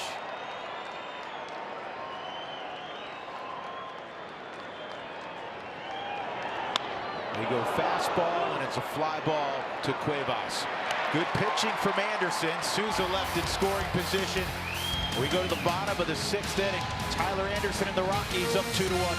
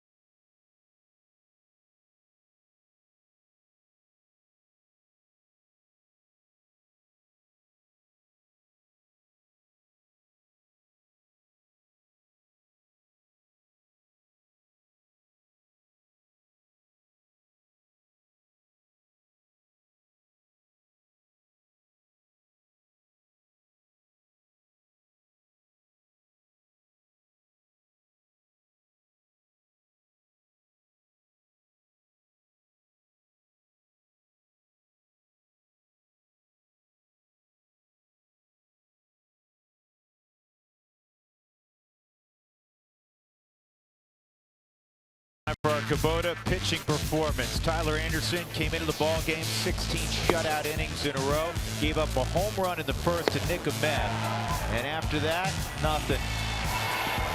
6 innings, 1 run, 3 hits, struck out 80, walked 4, 109 pitches for Anderson. He's on the plus side, and handshakes and pats on the side from Buddy Black and company. Here's Noel Cuevas at the plate. Rockies in the bottom of the 6th with a 2-1 lead. Corbin again went 4 1/3, allowed 2 runs, 5 hits. He too walked 4, struck out 6. Carlos Gonzalez will pinch hit for Tyler Anderson. 0-2.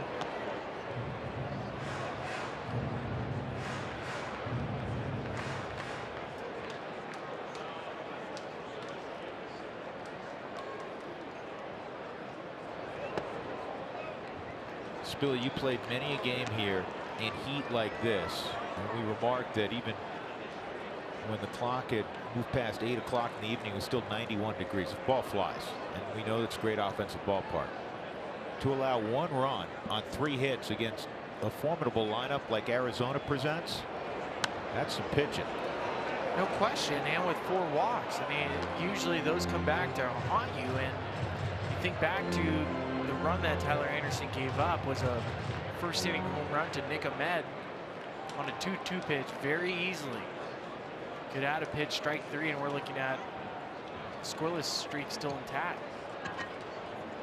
Yeah, the pitch he hit out was a full count fastball, and the pitch that Spilly's referencing was a 2-2 pitch that, right at the as bottom, you said, very easily could have been called strike 3. When both pitchers, Corbin and Anderson, were living at the bottom of the zone, mixing in pitches, fastballs up when they needed it. This is a little flare on the right side. Goldschmidt will step in front, make the catch, 1 out. And that'll bring up Cargo. Cargo had a great weekend in Seattle. Drove in a run in each of the 3 ball games in Seattle. Ended up 5 for 12, couple of doubles and a home run against the Mariners. He's got a 6-game hitting streak going as well.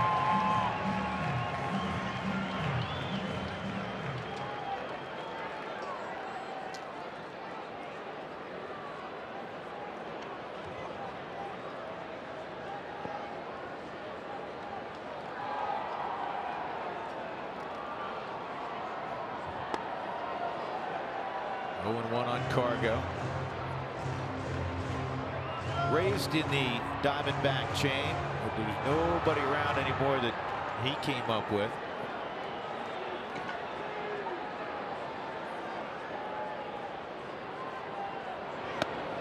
Cargo was saying, man, I'm a 10-year vet now, and he almost literally is. We were chatting about that because he believes later this month he will have 10 full years of service time. That's a big deal. It is a big deal, I know, to you guys, and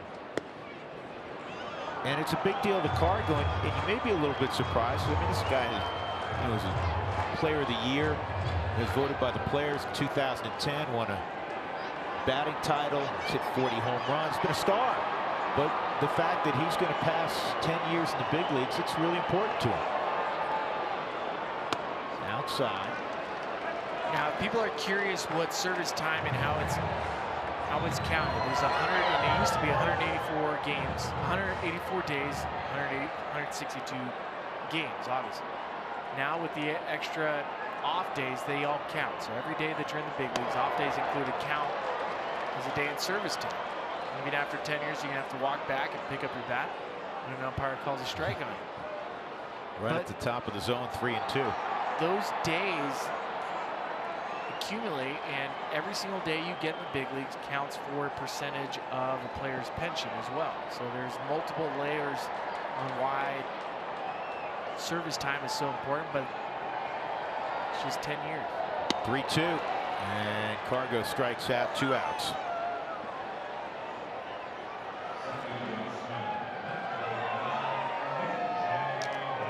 That'll bring up LeMahieu for the 4th time. Single in the 3rd and a run scored. He's 1 for 3 tonight.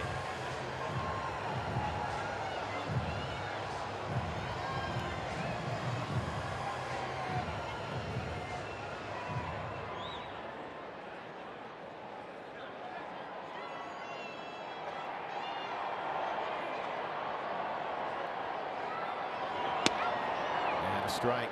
Rockies made a move today. We're congratulating Tom Murphy over the weekend, and once again his wife giving birth to a healthy and happy baby boy in Denver a couple of days ago. He came off the paternity list, beaming. Jordan Patterson was optioned back to Albuquerque.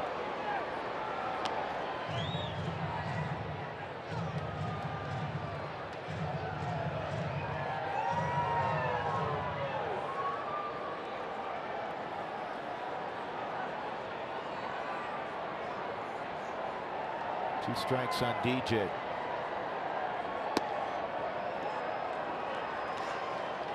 This is that special look that you and I know well, having Been through it 3 times, you twice when you become a dad. And Tommy had that glow today in the clubhouse. 1-2.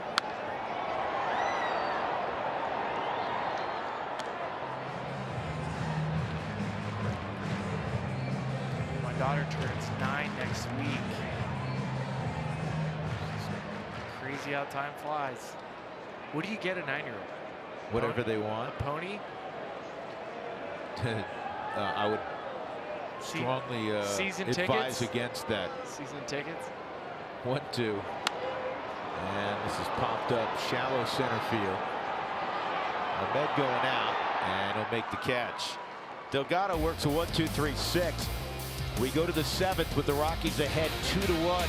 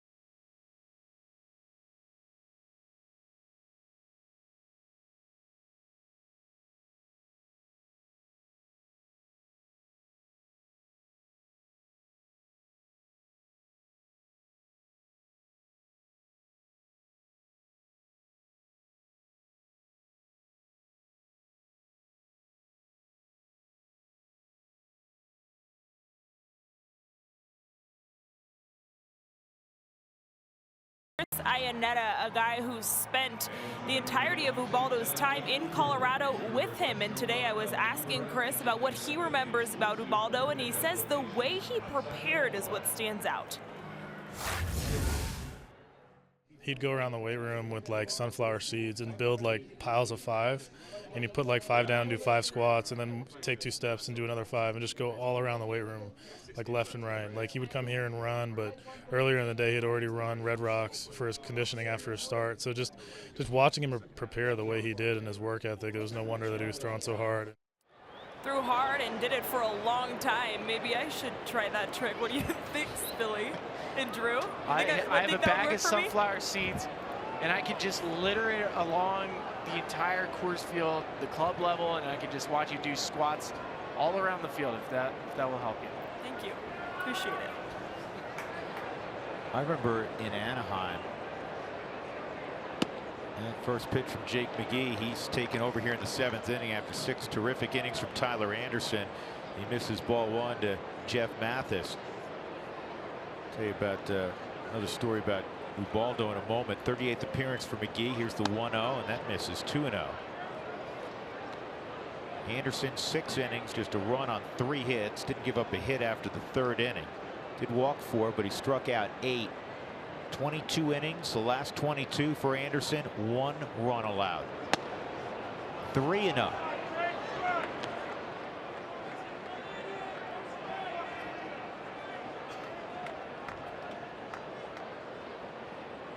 Mathis a single and a strikeout.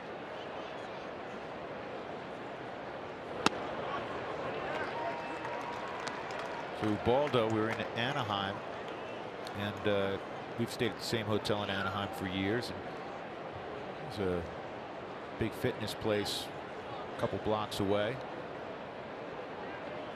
Here's the 3-1 foul back. And you know my morning routine, so I'm over after running. I'm in that weight room there, and you know who's there? Ubaldo. Ubaldo. And he's throwing around big weight. Didn't want to wait to lift at the, in the visiting clubhouse at the Big A. He was getting it done first thing. He had a tremendous work ethic. 3-2.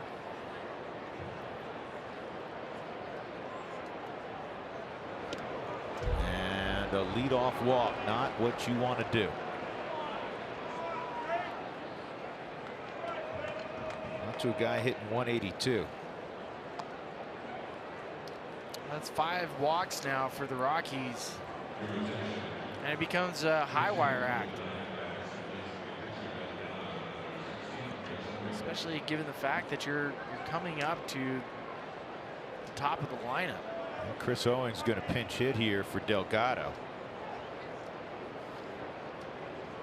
Been a rough year for Owings. Hitting just 189. Even as a pinch hitter, he's 2 for 14. 1 for his last 14 overall. He takes a strike.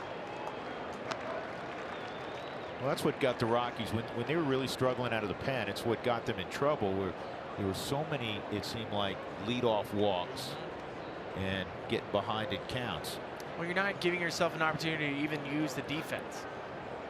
And that's the biggest issue, is when you have a defense as good as you do behind you, you're not using it. And this ball pulled to left, and it is fair into that corner.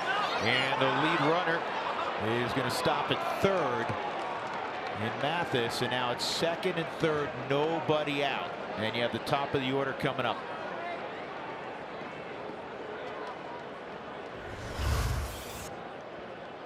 It's like a hanging slider from Jake McGee on the Subaru Supermo. Owings just trying to put the ball in play. Flat slider to a right-handed batter is a very easy pitch to hit. It's basically a batting practice fastball if it stays in that zone.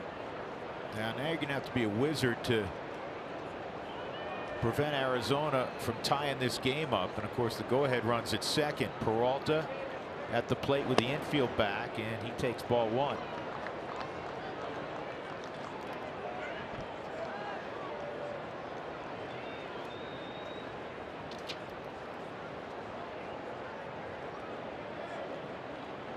For 3 tonight, but since June 1st, Peralta hitting above 340. And this ball is hit a ton to right. 3-run home run to the second deck for Peralta, and now the Rockies trail 4-2.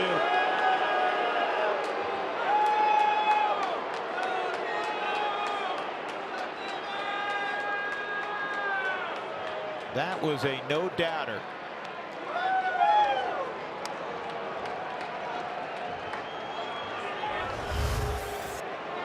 Another slider, and this one just hangs again in the middle portion of the zone on the Subaru Supermo. And for Jake, he was beat by 2 sliders. That's not his best pitch, especially when you miss middle portion. Scott Oberg will be called upon.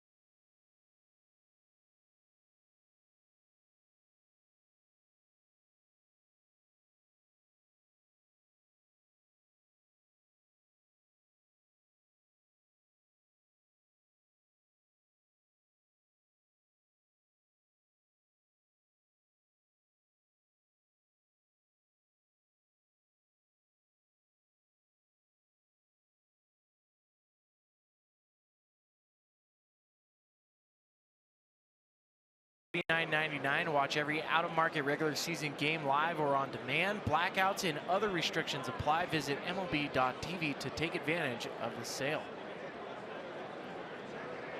That's pitching change time for the Rockies. Scott Ober coming in to relieve Jake McGee after giving up a 3-run home run that allows the Diamondbacks to get back on top. Yeah, very disappointing. You waste a great effort by Tyler Anderson again. And now you also are going to see the plus side of Arizona's bullpen, which is excellent. It's led by Archie Bradley. Bunt attempt goes foul by Ahmed.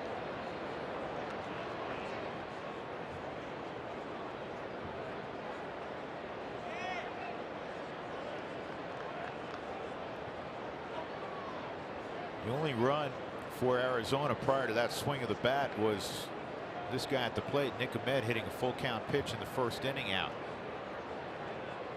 The only blemish tonight by Tyler Anderson. The short Story, crow hop, and throw one out. Take a look at the numbers on the Subaru StatCast on David Peralta's home run. It was an 80-mile-an-hour slider hit at 102 miles an hour and landed 445 feet away. No doubter. And just going back and looking at some of the velocities for Jake McGee, nothing over 95 miles an hour. We've mentioned that before. But for me, just watching Jake, and it's something that I think talked to him after the game, he needs to get back to commanding his fastball. The slider is not his best pitch. That's not the pitch he needs to rely on. His fastball plays. He can locate. There's some carry to it. 1-1 on Goldschmidt.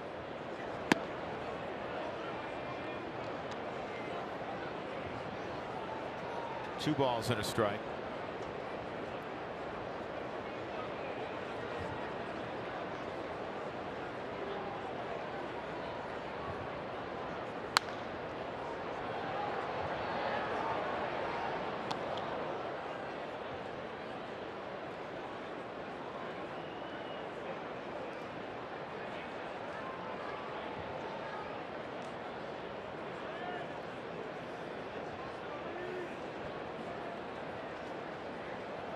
Two on Goldschmidt.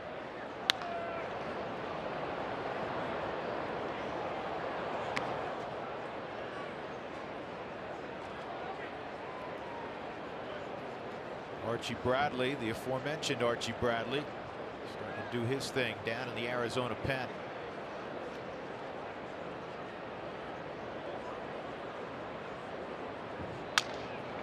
Broken bat, roller to second. 2 outs.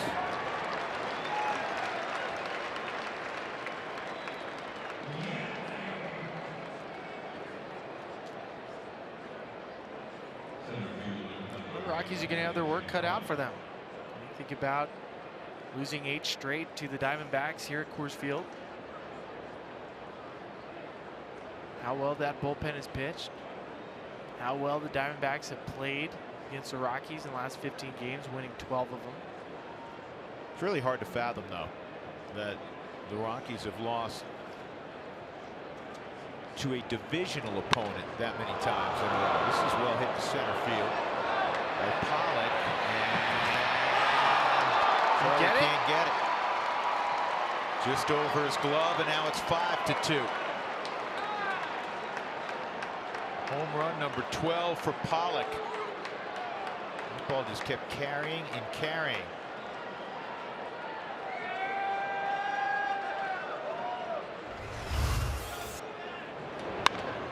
Pollock jumps all over. First pitch fastball. I thought Charlie caught this. The Subaru Supermo so close. Glove well over the fence. It's out of his reach. That ball shot to the gap by Souza. And he's going to have extra bases. It'll be a 2-out double for Souza. Well, the Diamondbacks have done far more damage here in the 7th inning than they did for 6 innings against Tyler Anderson, not even close. They have 4 hits and 4 runs in this inning. They had 1 run on 3 hits entering the 7th. And for Oberg, he had been in a good spot. He had not allowed a run, an earned run, in his previous 11 games. He got 2 outs, and then the home run by Pollock, and now a double by Souza.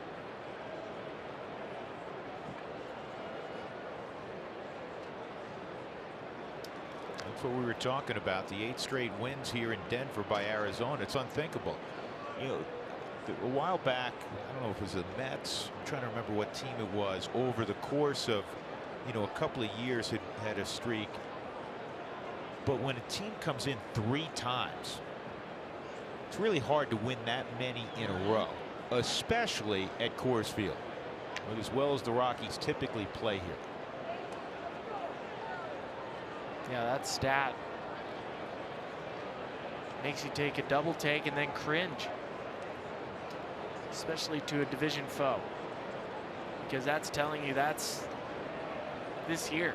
That is a trend that is not going away anytime soon either. With the Diamondbacks, they match up extremely well, pitching, defense, hitting versus the Rockies.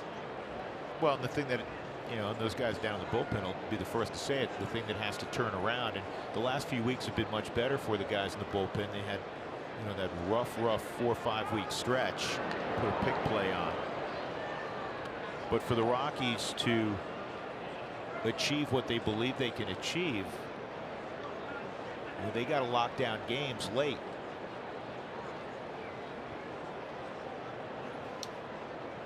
Buddy has said that on many occasions.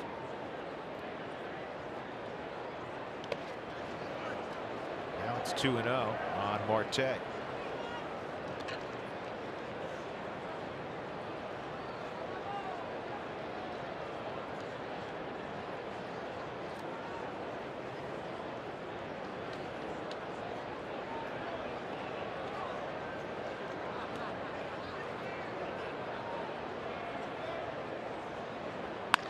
Ground ball to second. DJ's got it.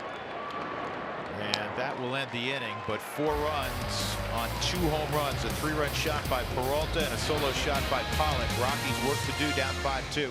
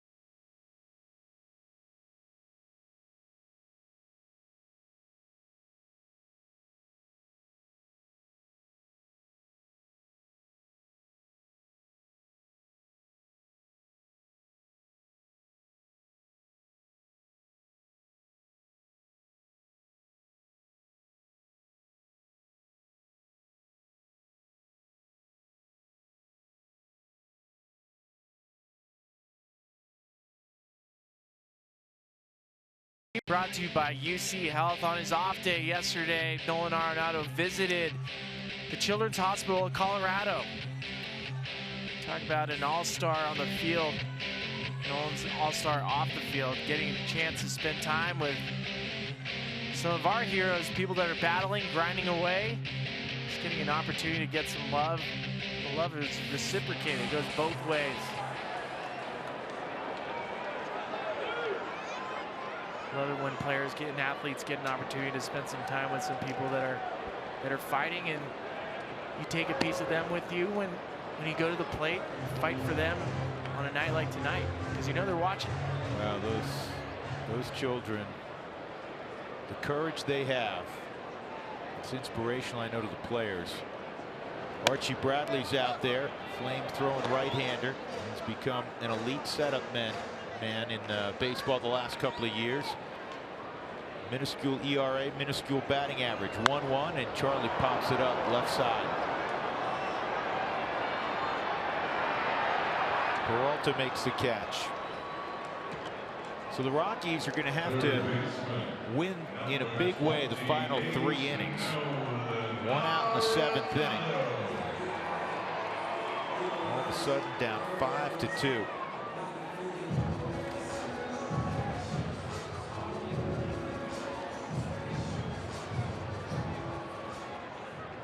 Bradley has not allowed an earned run in 10 straight games.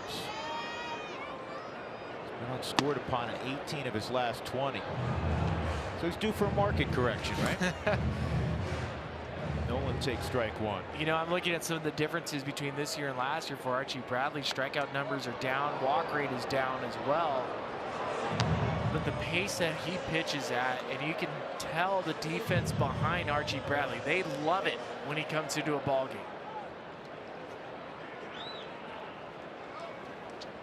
He comes after the hitter. He's aggressive. And on a number of occasions, Torey Lovullo has been asked about Bradley being their closer. Last year when they had Rodney, question came up and he's like, he's so good in this role, why mess with it? This ball's well hit right center field. Did Nolan get a run back? You bet he did. 23rd for Arenado. It's 5-3. Told you Bradley's due for a market correction. You know, there's some children celebrating right now at the Children's Hospital as Nolan's rounding the bases. I'm sure that's one for several of those kids that are grinding away. Archie Bradley challenging Nolan away with the fastball in the Subaru Supermo, and Nolan clicks him. Nolan's ability this year to go opposite field has just opened up the entire play. It's why we see the walk rate going up. It's why we're seeing the high average for Nolan. Here's Story.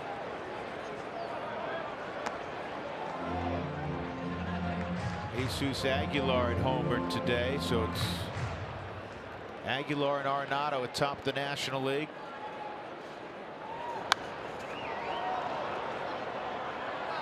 Story a double his last time up.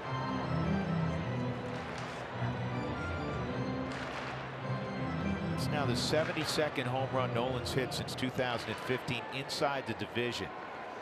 How does that compare to other members of the division? He's got 20 more than the guy who's second on the list. First baseman for Arizona, Paul Goldschmidt. Wow. 20 more. Huh. Charlie's third on the list. Home runs inside the division since 2015. There's the group.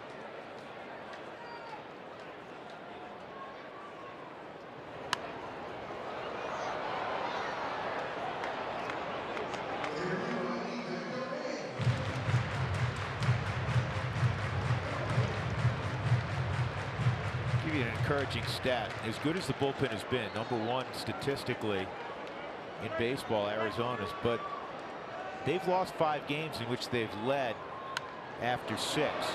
The Rockies, who've had, some issues in that bullpen, to be kind, they've lost only 4 games that they led after 6. Kind of interesting, isn't it?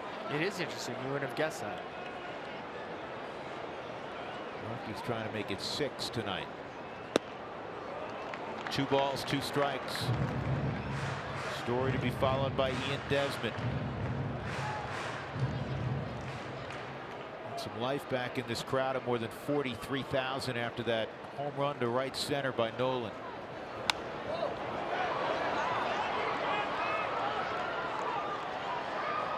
Just keep picking and grinding away if you're the Rockies, and if you're Trevor Story, shorten up the swing. The fastball of Archie Bradley, because of his mechanics, it's a short arm, it gets right on you. 95 feels like about 100. He's got a quick delivery.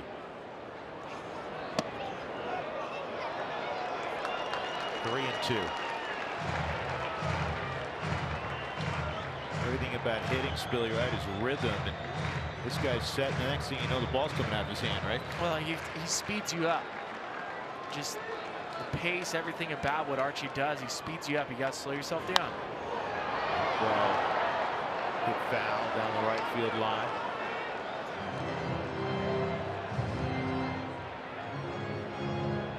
He's the type of hitter, he's the type of pitcher that you want to choke up.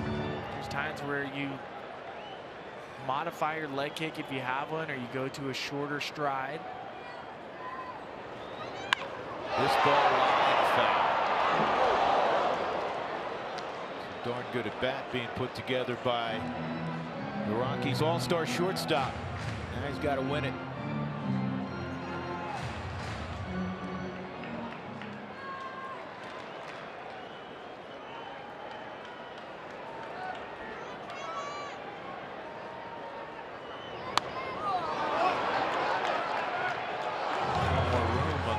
Strike zone for any more baseballs. Well, I'm hoping that Trevor wins this battle because I'll get to do a 12 pitch by pitch. Have fun.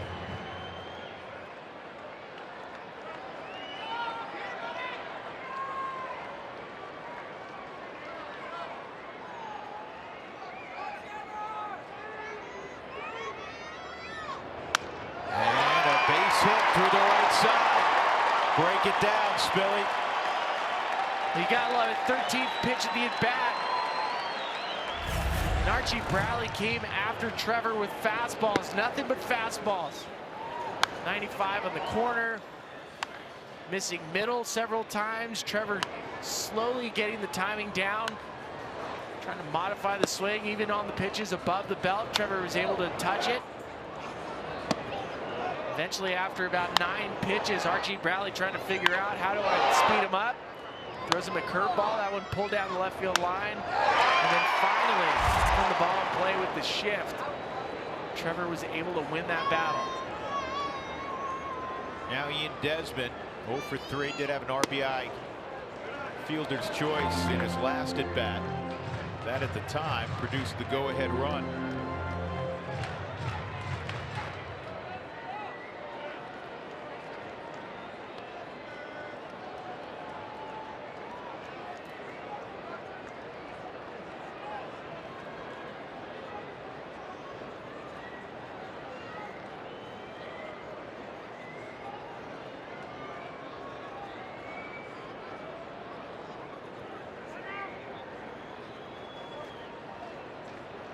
Desmond calls for and is granted time.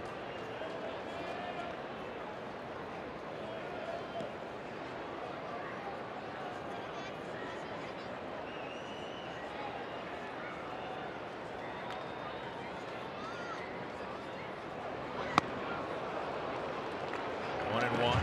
The Rockies had Harrison Musgrave up, but now he's been joined by Adam Ottavino. That's if the Rockies can tie this game up or go ahead.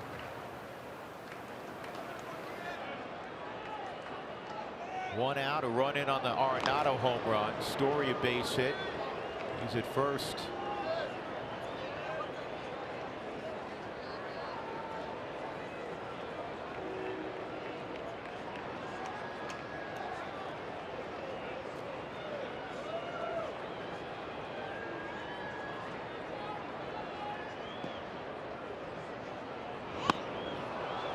Desmond behind 1 and 2.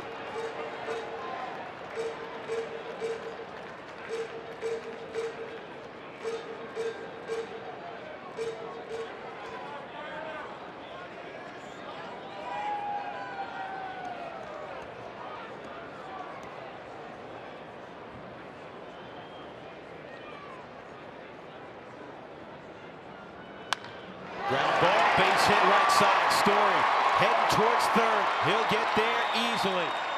First and third, 1 out. Desmond behind and the count coming through. Yeah, I love the two quality at-bats you just saw from Trevor Story and Ian Desmond, both with 2 strikes. Both willing to go opposite field. The baseball getting right on top of him. The broken bat for Ian Desmond. The Rockies beating the shift.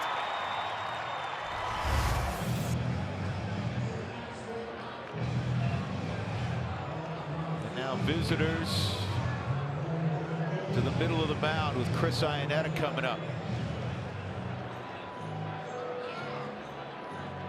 Wonderful speed on base. Desmond at first and T. Story at third.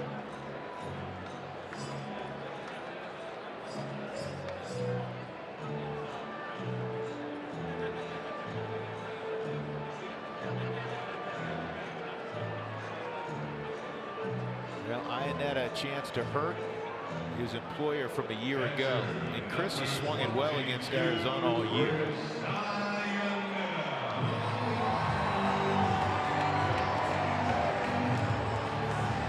500. He came in at 7 for 14 this year.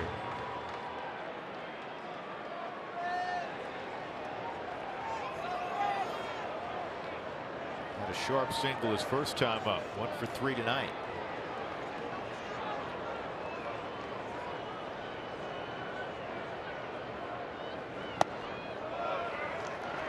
Let's say this about Chris. He's not a guy who hits for a high average, but he gets on base at a very favorable rate because he works counts and he doesn't expand the zone, so he walks a fair amount. 2-0. You figure a catcher would know that strike zone, right? I say it tongue-in-cheek, but catchers have different strike zones than the other position players.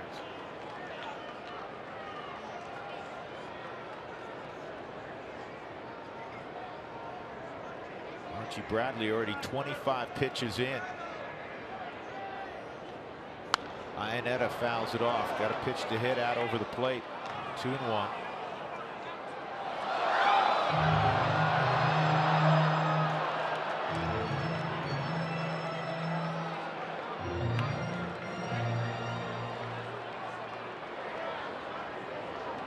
Chris runs into one. They stay hit a long time. He's got massive power.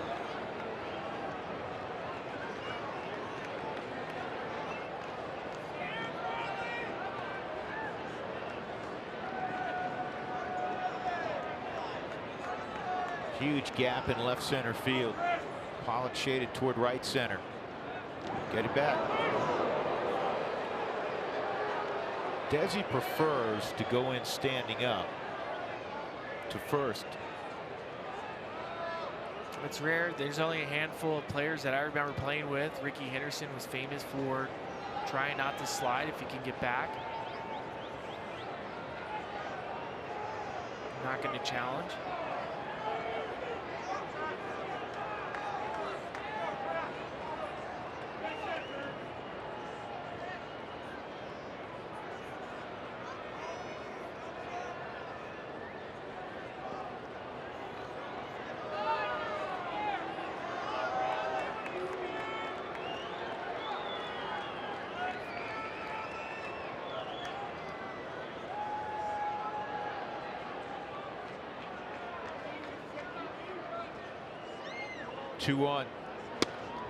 On the corner, perhaps a little bit off, but it was called a strike by Rob Drake. 2-2.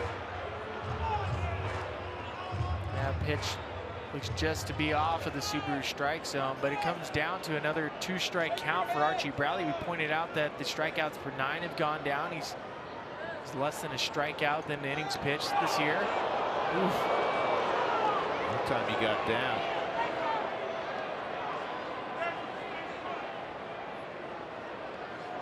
Goldschmidt immediately signaling to the Diamondbacks bench he didn't tag him.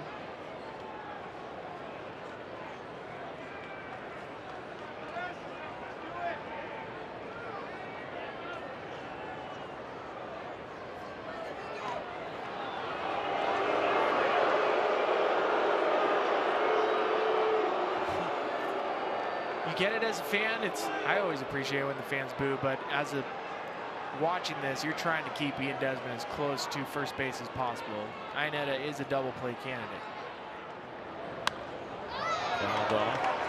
Actually, I kind of feel the opposite way. I understand the fans' impatience. They want to see a pitch to Chris. But from a baseball perspective, you understand why they continue to check on a guy who can really run in a first and third situation in a tight ball game. Oh, and they've almost picked him off multiple times.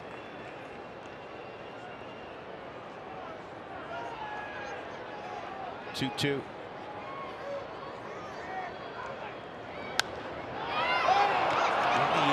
To shallow right. I don't think Trevor's going to try to come down the line down by 2 runs here.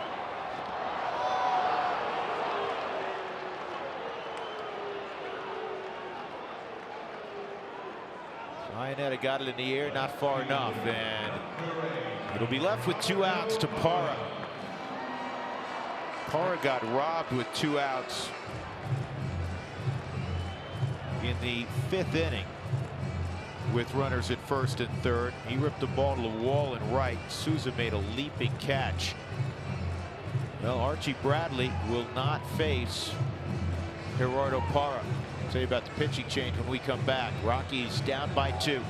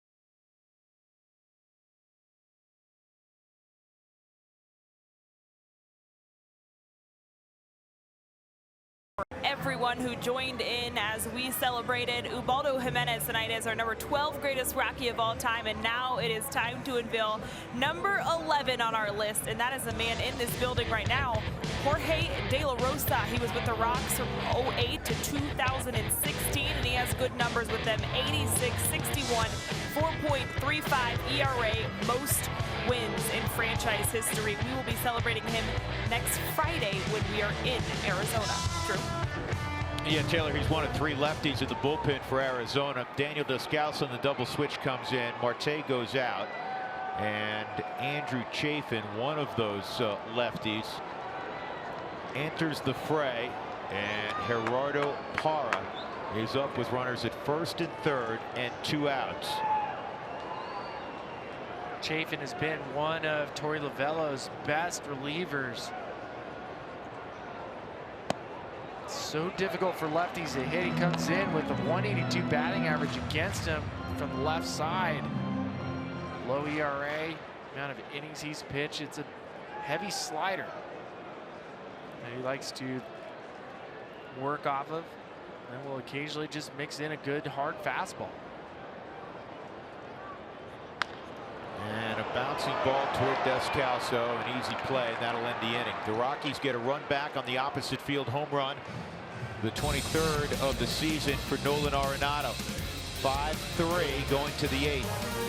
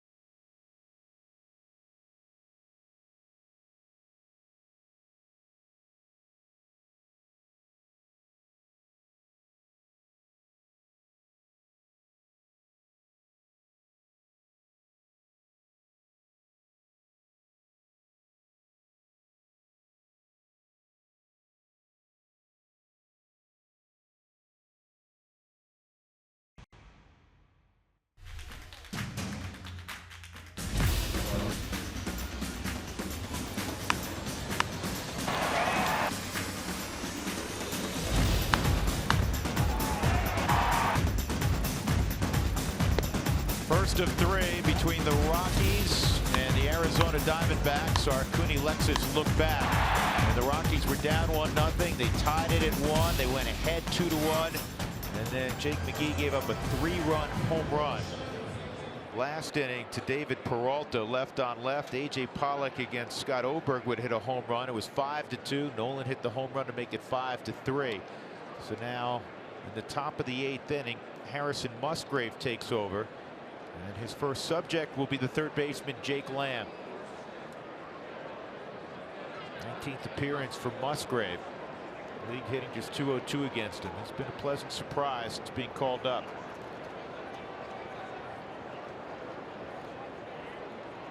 And a first pitch strike.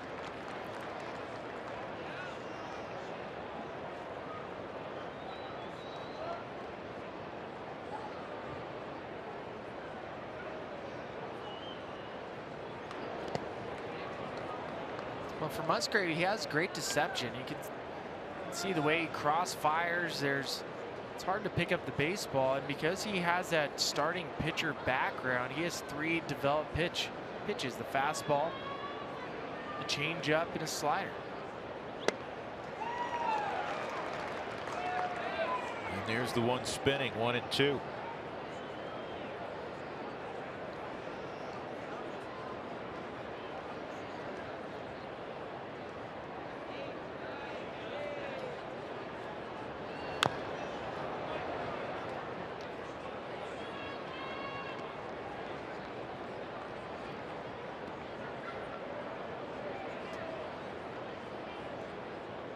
Seventh inning at Petco. San Diego shutting out the Dodgers 4-0. That certainly is good news.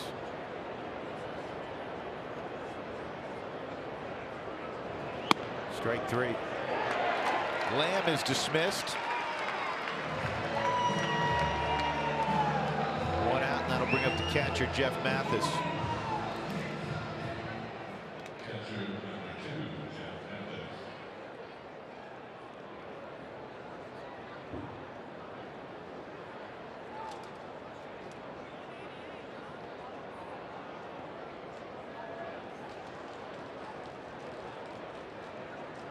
Single and a walk tonight, and also a strikeout. And now ground ball to second, 2 outs.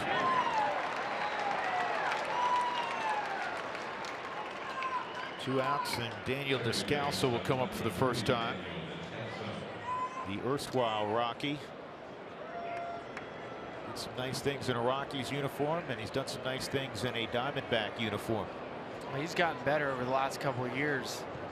Here's a hitter that, look at those home run numbers, how much they've elevated over the last really 2 seasons, and he's one of those typical 2018 get the ball in the air type hitters.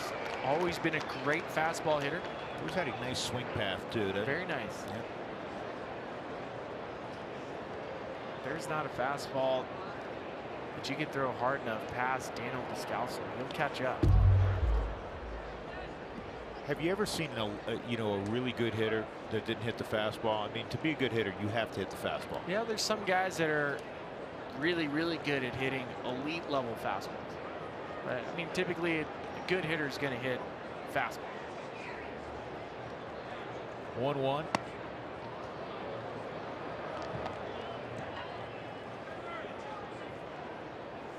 Two balls and a strike on Descalso, product of UC Davis. Ryan Spielberg's, what's your last name again? Spilligus. Yeah, Spilligus, where Spilligus' sister went to school. Yeah, that's right, UC Davis.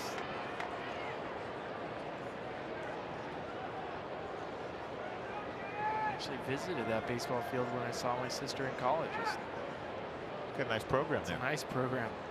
Done a great job at UC Davis. 2-2. Just missed. 3-2.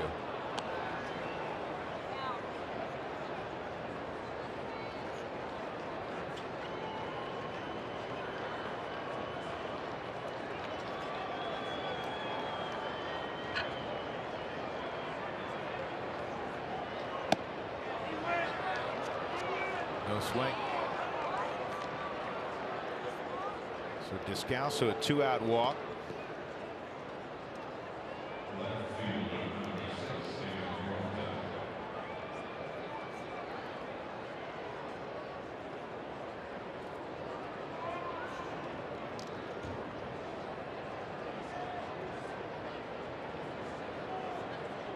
David Peralta steps up.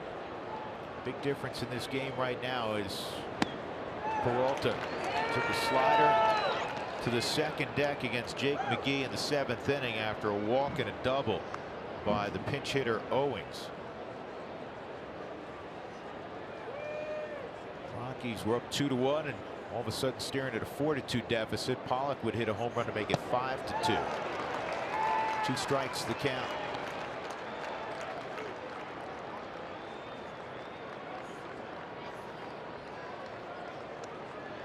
Rockies in the 8th inning get a pinch hitter, then Cargo and LeMahieu. Stay with Chafin. Nobody's warming up.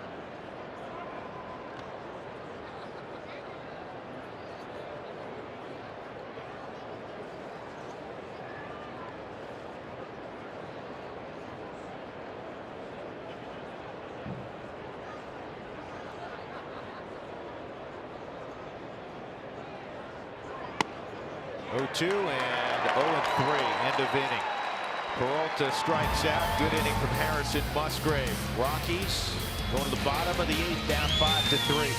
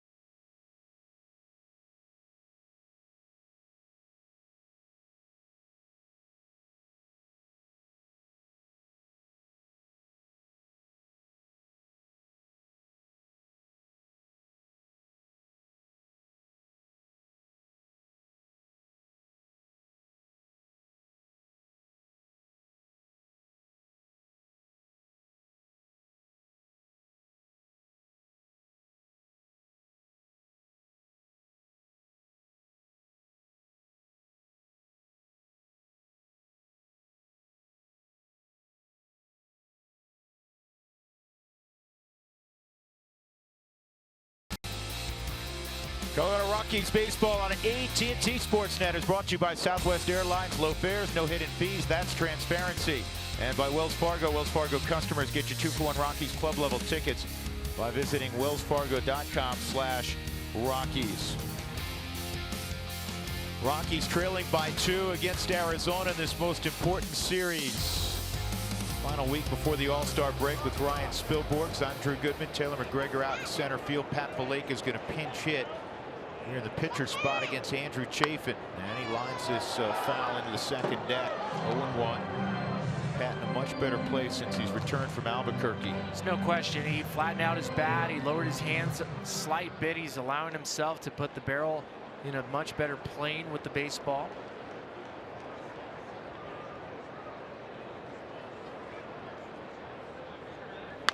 And Pat bounces this to Goldschmidt. It'll be an easy play, 3-1. Now the second at bat for Carlos Gonzalez. Cargo came into the ballgame as a pinch hitter in the 6th when the Rockies were up 2-1. He struck out, but then stayed in for Noel Cuevas.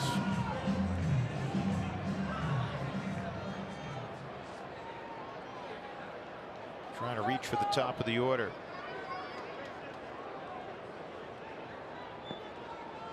Cargo has some limited success against Andrew Chafin. Small sample size. 2 for 7. 3 strikeouts. Outside ball 1. Diamondbacks don't fully shift in the infield. Ahmed stays on the left side of the infield, albeit barely. Which always opens up that kind of hole toward the umpire where Cargo hits so many baseballs. Cargo has a high ground ball rate. You see on the graph there, see where it says the 32%? Well, right where the umpire is, that line between 32 and 28%. I mean, anybody who's watched the Rockies knows Cargo hits a ton of baseballs right there. And that's why a lot of teams shift a player over there. This one is a high fly ball to left center field. Cargo just missed this. 2 outs. 2 outs, and DJ coming up, who wants tacos. Fans, follow us at AT&T Sportsnet RM on Twitter to receive alerts for the Rockies taco special when the Rockies do score 7 or more in a ball game.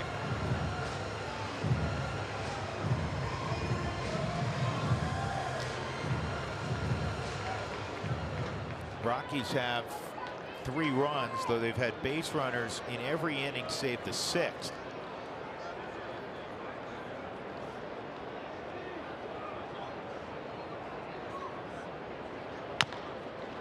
This is a big chopper that Ahmed gets and throws out LeMahieu. So the Rockies go quickly and quietly in the 8th.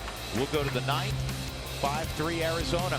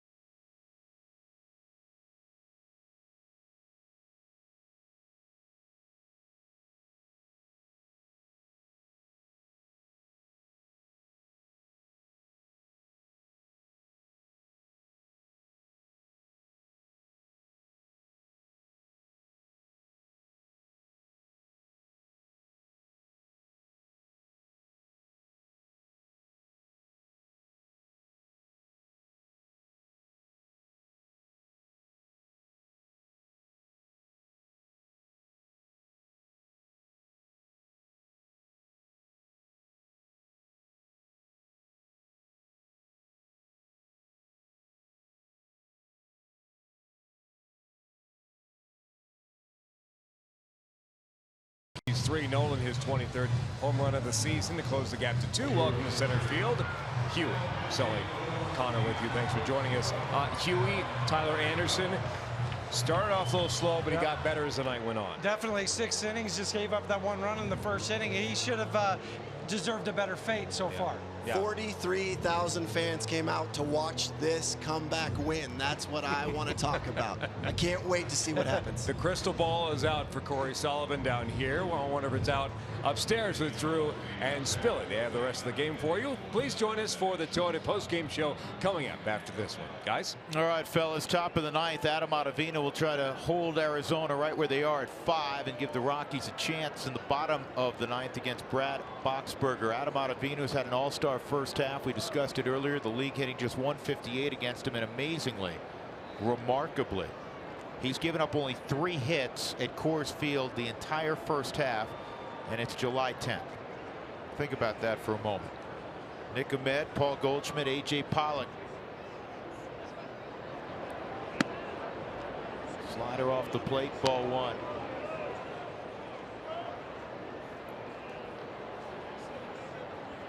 Very important half inning for the Rockies. It's why Ottavino's in the game. Make sure they don't move.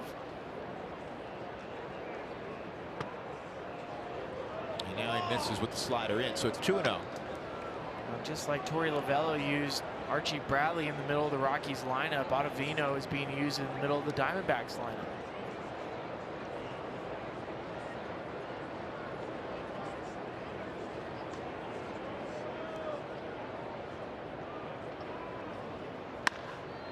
And a base hit left center field. Ahmed's probably going to reach second on this. He will.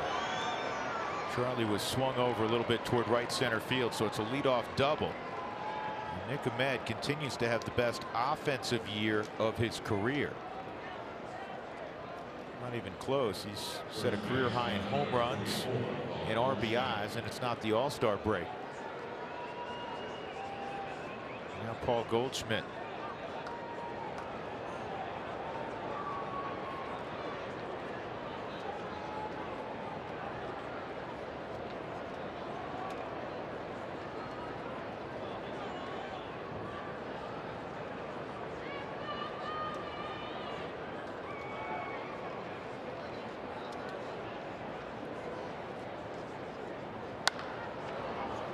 Slider down the right field line. 0-1.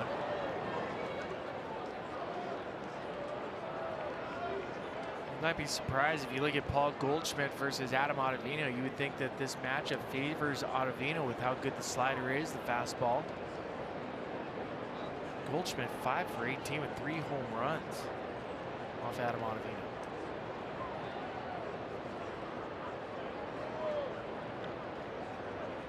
I don't know if anybody has a truly favorable matchup against this guy. I asked Chris Iannetta today what he thinks makes guys like Goldschmidt, like Nolan, the best of the best, so good. And he said they're never out of balance. Even if they're fooled on a pitch, rarely do you see them completely off balance and not able to get a decent swing off. That is costly. That's a wild pitch, and now you're going to have to pull the infield in. Ahmed to third.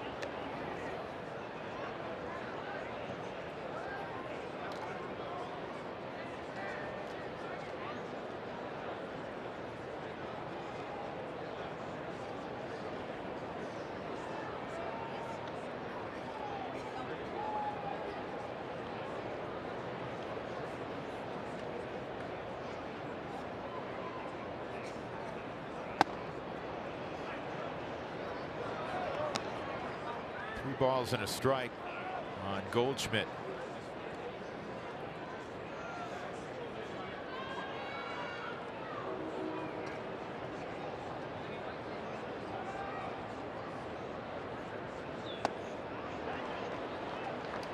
First and third, nobody out.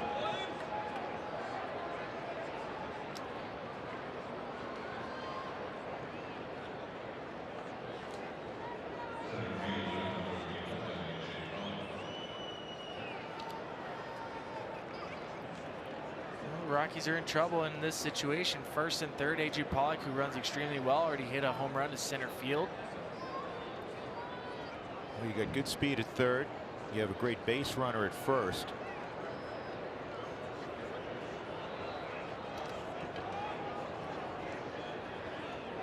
At this point, you're just trying to limit damage. Just expect to give up at a run. You don't want to, but you have to. You can't let this inning get big. Well, the great thing about Ottavino is the strikeout, because he strikes out 41% of the hitters he has faced, which is, a ridiculously high number. He needs to record some punch outs because you already have a tall order down 2. And I understand ordinarily what you're saying. Yeah, first and third, nobody out. You say, okay, if I can get out of this just giving up 1, but you're trying to even prevent that here. 1-0. Pollock loops one to medium range right. Here comes Cargo. Here comes Ahmed, and he will not challenge and try to move up. Goldschmidt, they're going to get him. Out there, double play. Ian Desmond, what a heads-up play and a perfect throw by Cargo. We always talk about outfielders. You were a very good one. Hit the cutoff man. This is not one where you just launch it, airmail it. Give your infielders an opportunity to make a decision. So much going on. Nolan ends up blocking the line of sight of Nick Ahmed at third base. Cargo makes a good strong throw right to Ian, where he gets to watch the play. Former shortstop shuffles his feet, makes a good accurate throw.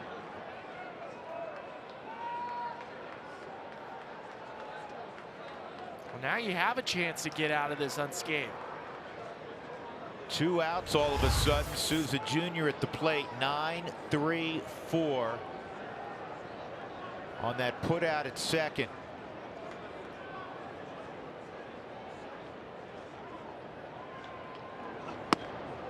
Strike one. I don't know, thinking about it from Arizona's perspective and Paul Goldschmidt, how advisable that was. You're going to be one out with Souza Jr. up, trying to add that third run. He was expecting Nick Ahmed to be running home. He was trying to draw a throw. That's the only reason why. And it's same with a 2-out base hit with the runner at second base. If you're the trail runner, you're the guy that gets the base hit to center field. You think there's going to be a play at the plate, especially if you know there's going to be one. Try to draw, see if you can get the throw to allow the runner to score. That's the only reason why. 1-1. And this should get you out of it. Story throws out Souza Jr. Well done by Adam Ottavino. Wow. First and third, nobody out, and he wiggles out of it. Now the Rockies need some of their all-stars to flex their muscles. Down by 2, going to the bottom of the ninth.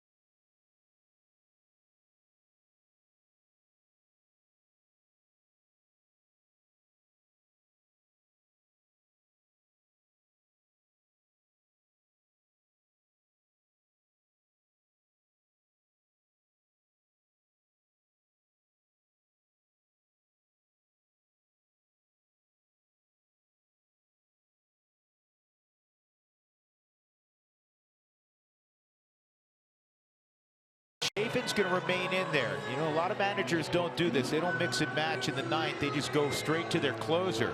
Brad Boxberger's their closer. He's got 21 saves. And nobody or few people who hit from the left side hit lefties any better in baseball than Charlie Blackmon. But Andrew Chafin has gotten all 4 hitters he's been asked to get so far tonight. And Torey Lovullo wants to stay with him. So here we go. Rockies down by 2. Ball 1. Blackmon and Chafin have matched up 18 different times, and Chafin has won a lot of those battles. Only 4 hits for Charlie.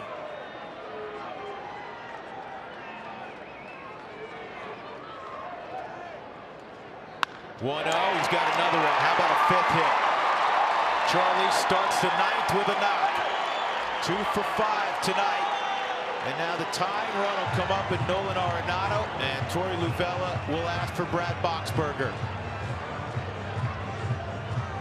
Colorado just 2 ninth inning come from behind walk-off wins. They're looking for their 3rd.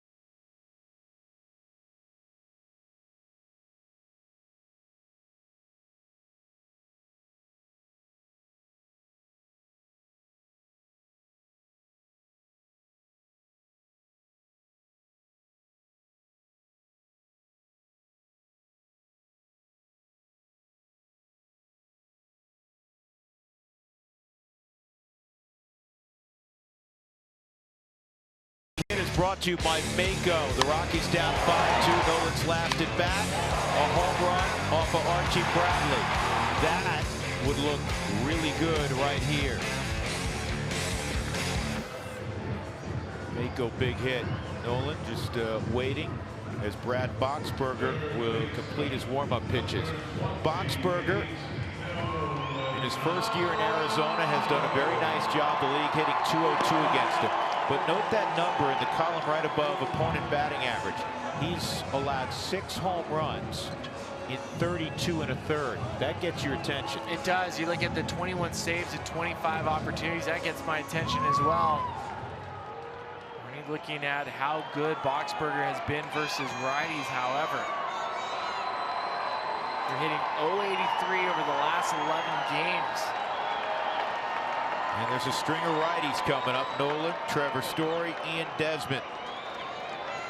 But they're not ordinary right-handed hitters. Lead single by Blackman. Nolan takes a strike.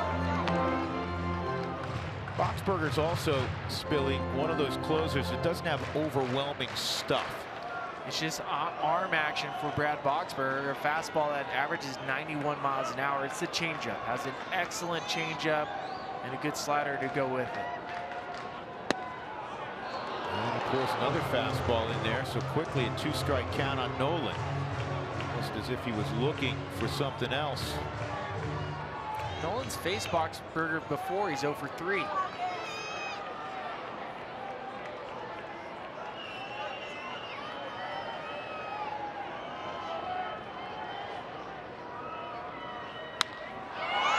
the air to right center field. 1 out.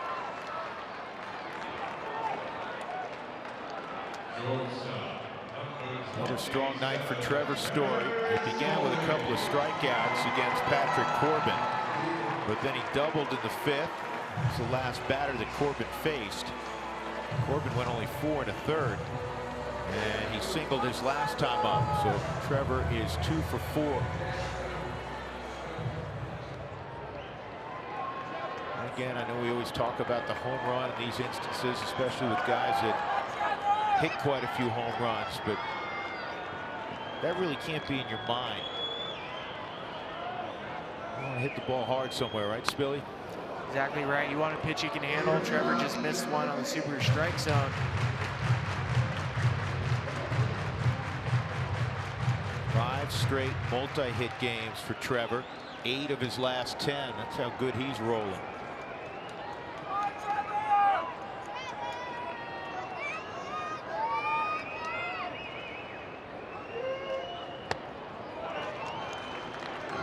Say this, when you get to the 9th inning, the team trying to protect a lead, they're going to play no doubles, so the outfielders leave a ton of room in front.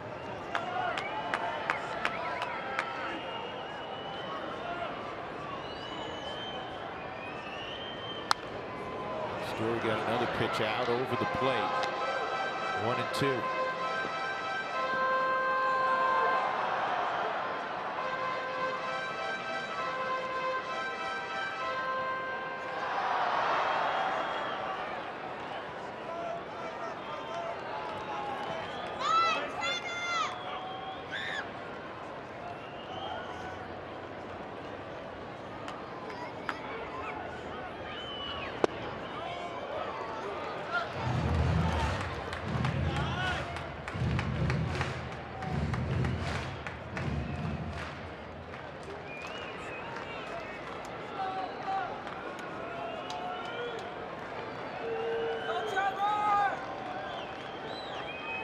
Two balls, 2 strikes.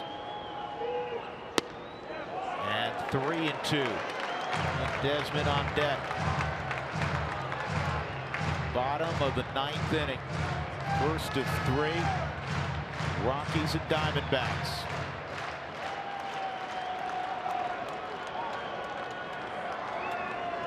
Ian on deck is 2 for 2 against Brad Boxberger in his career.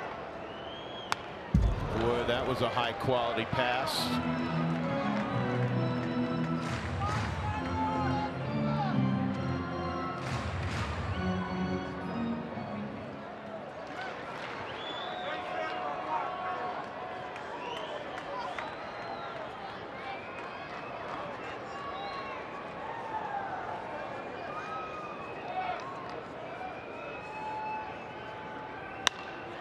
Center field, coming on and making the catch is Pollock, throwing on the move. Blackman back, 2 outs.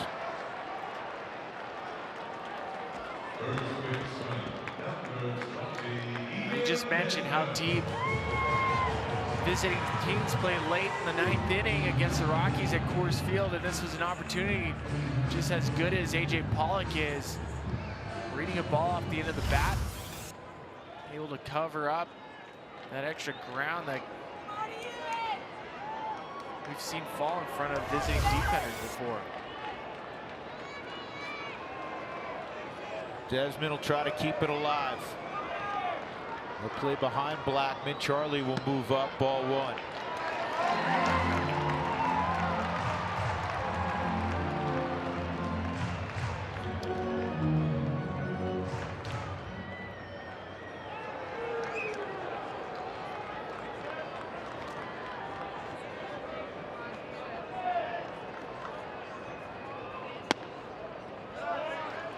Low, 2-0.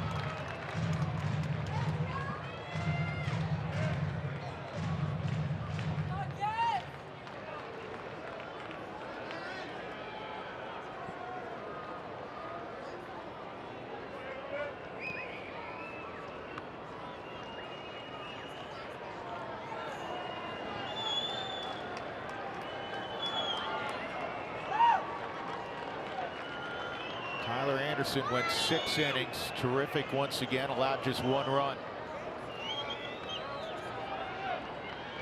Rockies got into the Arizona bullpen in the 5th inning. Again, Corbin, an all-star, able to get just 13 outs today. 4 1/3. 2-1.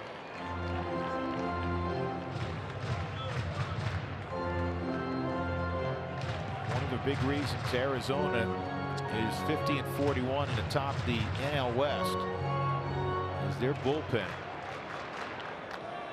has been outstanding for Torey Lovullo.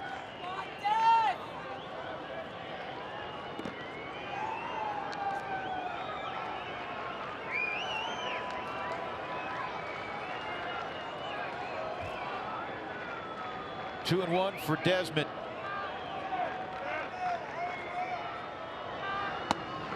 Stayed off at 3-1.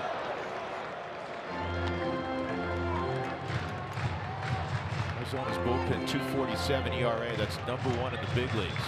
Ahead of the Astros, the Yankees, and the Cubs. The Rockies trying to put a little dent in that here in the 9th inning.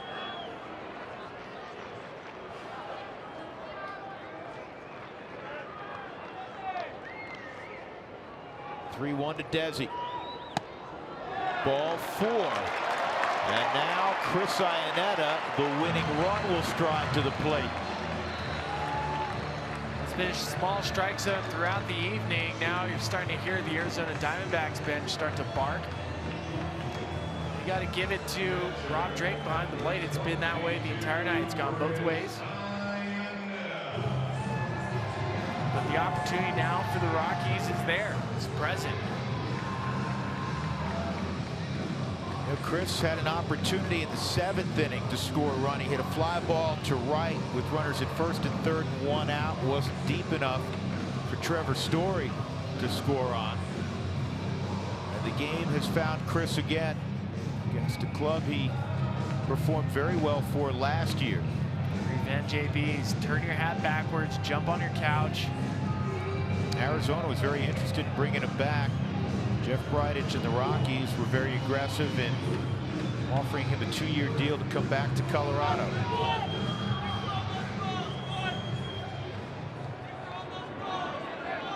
The Rockies 0 for 9 tonight with runners in scoring position. Well, John to go 1 for 10. 1st and 2nd, 2 outs.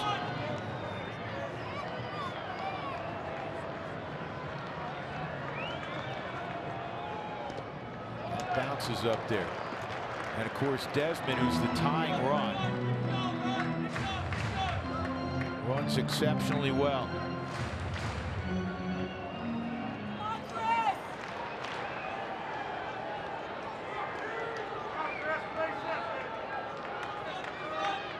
1-0 on Ionetta.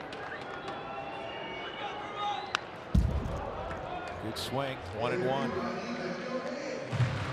think there's a number of guys, Spilly, you play the game, you put yourself back in that batter's box. There's a number of guys tonight are going to say, man, I had a pitch to hit. It's been several, and I think when you're watching some of the swings, give credit to the Diamondbacks pitchers. There's deception there.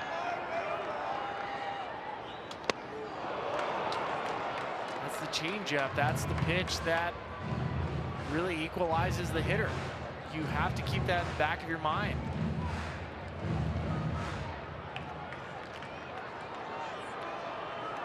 One and two on Chris.